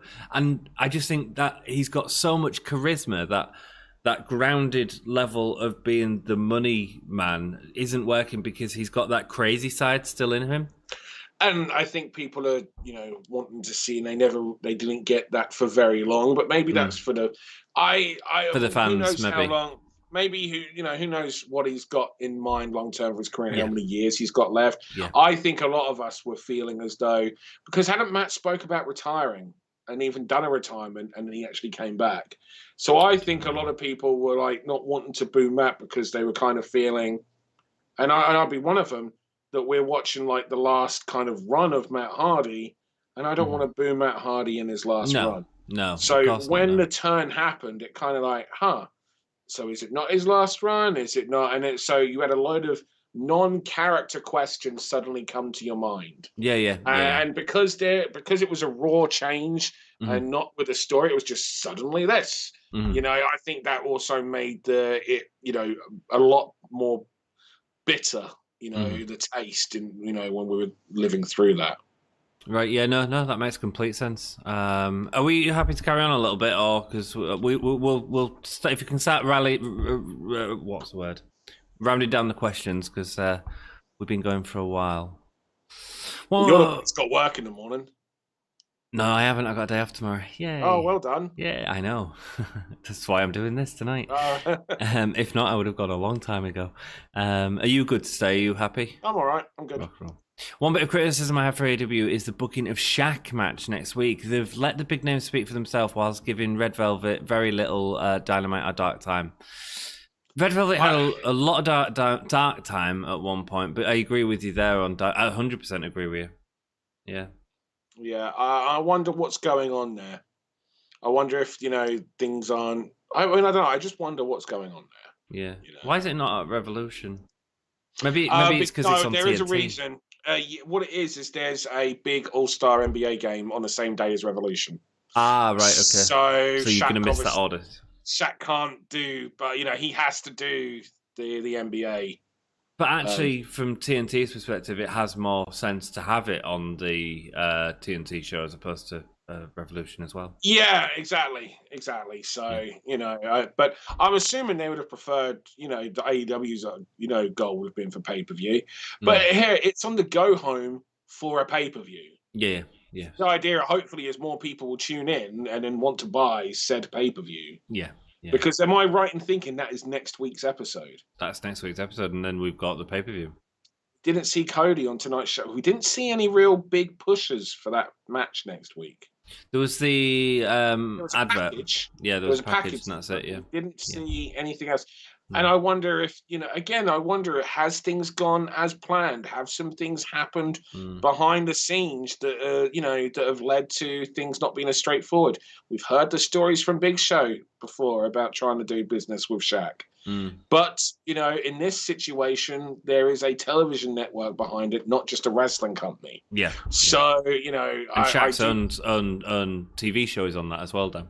Exactly. So there's a lot more on here, but what things haven't. I think it's fair to say that it would appear that things clearly haven't gone as planned, even if we take out the pregnancy. Yeah, I agree. Why can't companies like AEW copy matches? They're good, make us excited, so why not? What do you mean by copy matches? I would need that to be explained a little bit more. Yeah, maybe so. If you're still with us, Dizzy, feel free to explain it a little bit further. I mean, all wrestling is copying something, I guess. It's all a... Yeah, I just don't know what's meant by... Cool. I'm not, because we're not saying WWE can't copy. AEW can't. I mean, I don't even know if copy's the right. We spoke about the structures. Yeah. WWE have, made us not care about wins and losses, and we've said that's a bad thing to copy anyway. So, I agree with Dan, saying people just blindly prefer WWE. I tried to introduce my old housemate to TNA years ago, Elix Skipper doing the cage walk. My housemates take away from that. Why should the ring have 6 sides, then never watch TNA again? Interesting. I mean, I don't think I said people necessarily just blindly, but I think it's that familiarity aspect where if it's what they know, and if they know wrestling, that is probably the main thing they're going to know. Yeah. Then, that's going to happen. We get Pratt's come in the stream, and the first thing that they'll say is, WWE's better. Yeah, cool. Oh, God, we get it all the time. I didn't realise that, I didn't realise that was your option, that you had to pick one. You couldn't enjoy. I didn't realise that when you watched, subscribe to Netflix, you only watched the one show on there because it's better than the other show. Yes. Yeah. I didn't realize that was the rules. No. So yeah. You watch what's entertaining to you, and at the minute, but it is only at the minute. It could be completely different in 2 months' time. Raw could be at the go watch show, Dan. It very well could. It has been in the past. There's Absolutely. no reason why it might not happen again. Absolutely. It's just following the trends that they're doing. It's not going to get there. Whereas AEW, I think we're all getting more and more excited because that trend is heading in the episodes like this, where we have a good night of wrestling. I want a BTE skit where the Dark Order are talking to Paul White thinking he's John Silver. And they all get confused when the real Silver walks in. That'd be hilarious. That would be hilarious. They could definitely do something with that. That's Matthew, right to Cody, man. Hello, lads, says Joseph. Hello, my dude. Britt losing was rough, but a great show nonetheless. Agreed. I was surprised by Britt, but at the same time, it was a wonderful match, so I didn't care.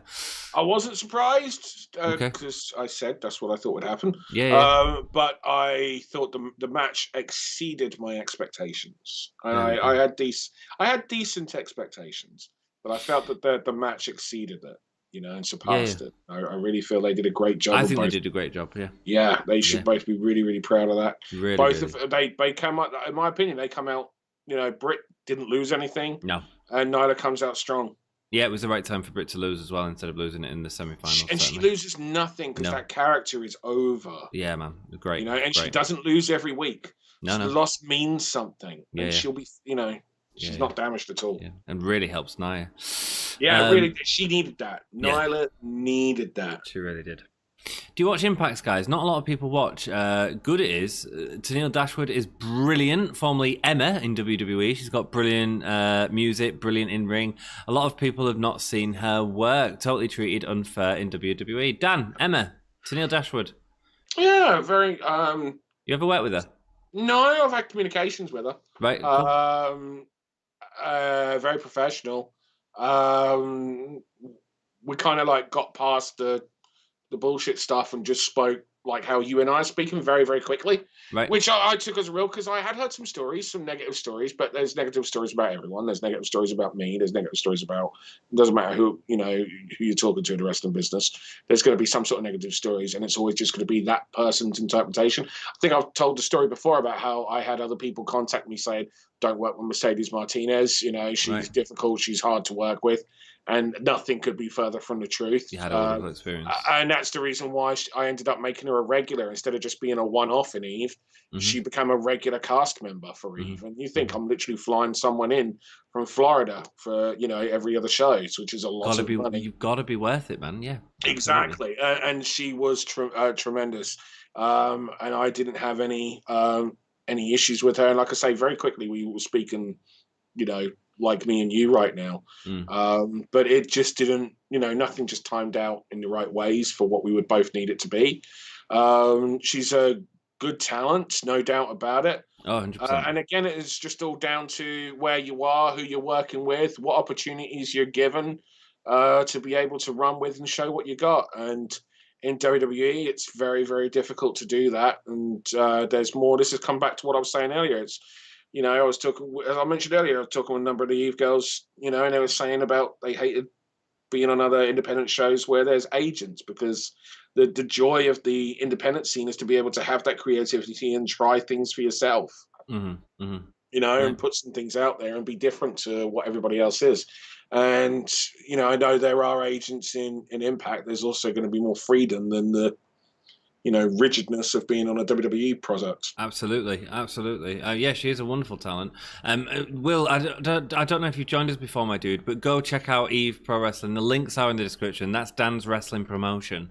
And you will see some fantastic women wrestlers. And that's not to say that Tennille Dashwood isn't one of them, but they are outstanding. And you'll see a lot of Impact wrestlers on that show. Jordan Grace, Jazz, Sue Young. Yeah, you'll see a number. There you go. Also, if you subscribe to our channel, I've got an interview coming out that I did a few weeks ago, but bloody Vaccine Centre, I've really let that drop. With Kiera Hogan and... Oh, yeah, I forgot you did that. Yeah, man, I did it ages ago, but I haven't edited the bloody video because because of the centre, man. I've just been... Yeah. It's hard, man. Totally treated unfair in WWE. Last orders for the bar for questions. What, AEW is over already? It is, Ivan. I watch Impact. It's awesome. It's really good, but it has a bit too much silliness at times. But it's good, and Tenille is great. That's fair enough, Jake, man. We're all into different things, you know. I got Black Taurus to face TJP at Impact. Nice. Taurus. Black Taurus. Sorry. Hornswoggle, Heath Slater, Brian Myers, Matt Cardona's Rhino, Ken Shamrock, Sonny. It's very good wrestlers on Impact. Yes, I think is what they're saying. I watch AEW. I guess it means AEW, WWE, Impact. Fan of wrestling since '95. Nice, man. Well, if you want to watch some really good wrestling, seriously, Eve, check them out every Wednesday prior to AEW showing for an hour and a half. They will show an episode of Eve, which is an actual paid for on-demand service as well that you can get if you really want to sort of check them out. Then absolutely do. The links are in the description, and you know, you seem like a really cool dude, and it'd be awesome to have you in the chat there, and I'm sure that Dan would appreciate that too. Indeed. Dan.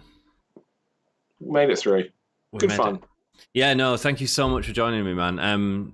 I hope everyone's enjoyed tonight. I know it's slightly different to what we normally do, but it's always great getting Dan's insight. So a massive thank you to Dan from sort of all of us in chat. No, thank you for having us. It's always good. That's why I messaged you. Yeah, man, we'd love having you on. Right, we'll do a countdown, and then we'll say, "Oh yeah," and then we'll all disappear. Indeed. Thanks, Dan. Bedtime. No, thanks, mate. Love you, man. So 5, 4, 3, 2, 1. Oh yeah! Oh yeah! God, I just listened to this whole podcast. It was terrible. I feel like my ears are gonna bleed. What'd you say?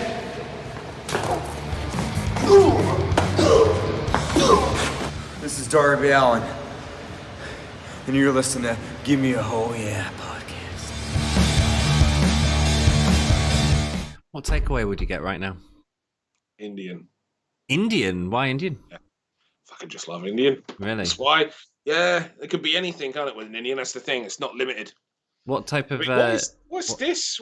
Who's beating up who? I can't see. I've got your face over the top of... Oh, it's Darby Allin. Is that Darby Allin? Yeah. Well, he did it. So he did that as a... Yeah. Have you not seen it before? No, that's superb. Yeah, man, check it out. He did a really good job, actually. He sometimes doesn't do it on Cameo anymore. In terms of sometimes it's just like a quick message, but when we got it quite a while ago, and he did it with his mate, and his mate comes on and says, "What is this Gimme a Oh Yeah Wrestling podcast? It sounds crap," and then he beats him up for saying that. That's brilliant. Yeah, really cool. That's so different to what everybody else is doing, and I respect the hell out of that. Absolutely, it's that creativity. And that's the reason why Indian food, my friend, there's so much that you can do with that creativity. You can make anything you want. Wow, you got it right back on topic. And that's what I like. And the other thing, and I have a soft spot as well. My favorite Indian restaurant is a place called the Alamin. It's round the corner from the Resgow and Bethnal Green, and it is literally the place where some of the most famous wrestlers in the world have eaten there. The reason why they've eaten there is obviously because they've probably worked for me and I've taken them there. But it's not always that. And I'll tell you who some of the people that we've taken there: Rey Mysterio, MVP, Manami Toyota, Kota Ibushi. Although we also took him to Nando's because, of course, Nando's. Yeah. Will was on at him. You've got to go to Nando's. So we'll take you to and Will worked the same show for me. I had him on against Penta El Zero Miedo. Wow. So obviously, so Penta El Zero Miedo is another one that we took there. Keith Lee, Su Young.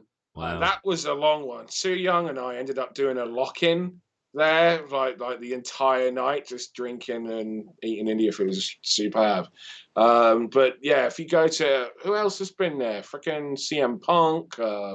So if you go, if any of you guys that are watching this are London based or near London, or sometimes you go into London, you'll see some of the photos from the time the guys are there as well, up on the wall. And cool. Yeah, you can go into the Alamin, finest Indian restaurant in all of London.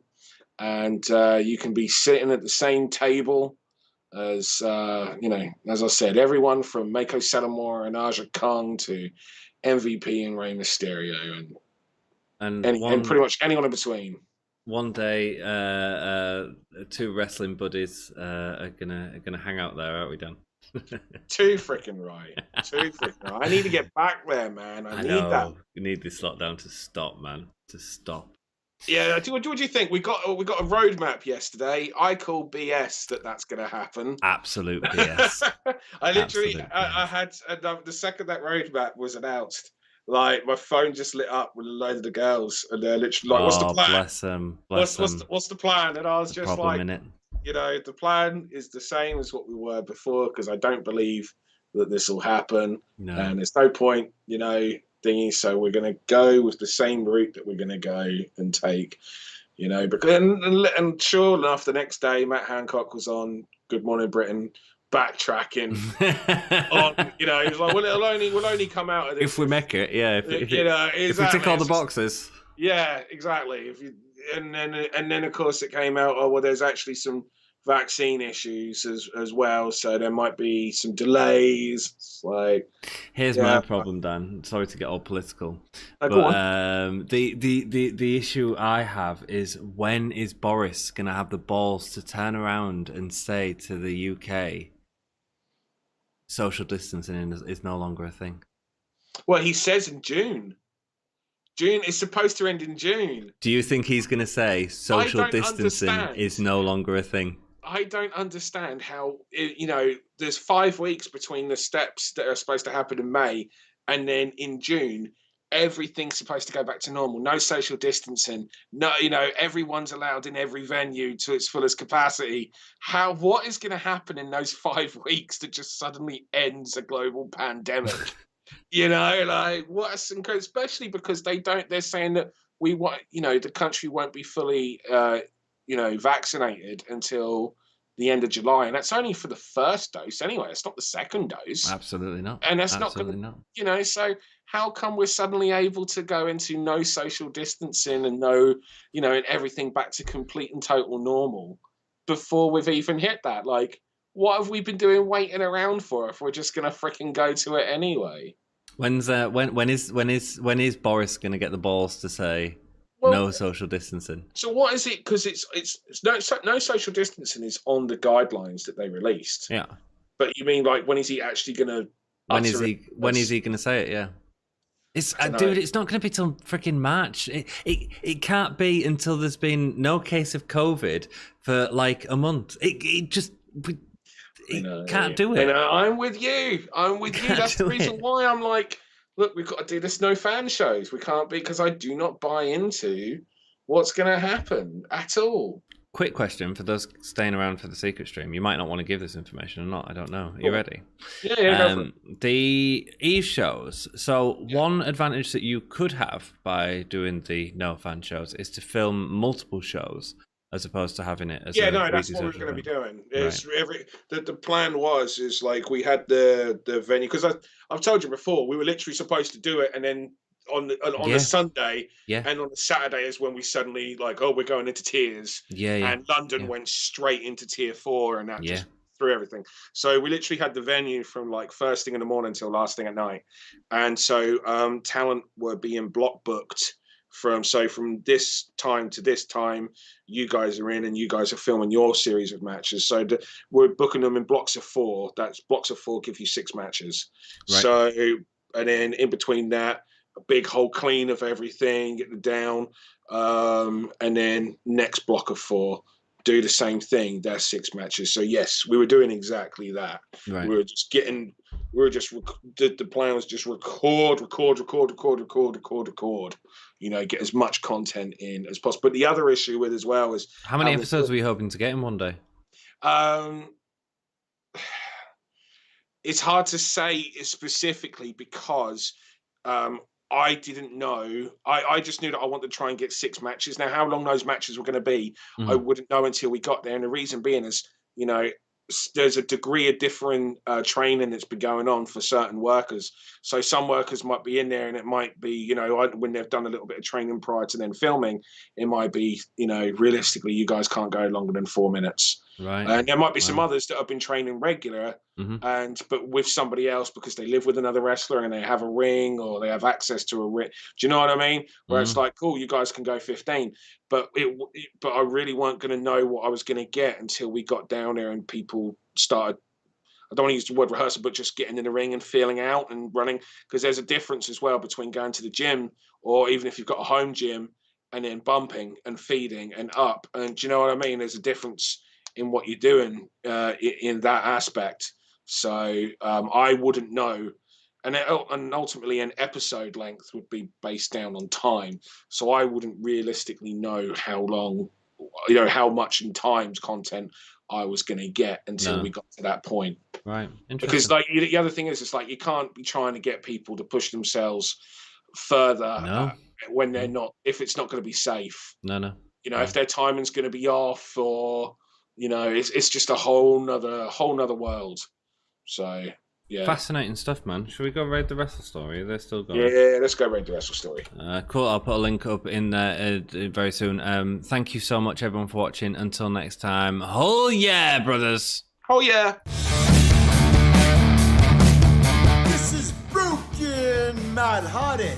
Thank you for watching the Gimme a Whole Yeah Wrestling Podcast.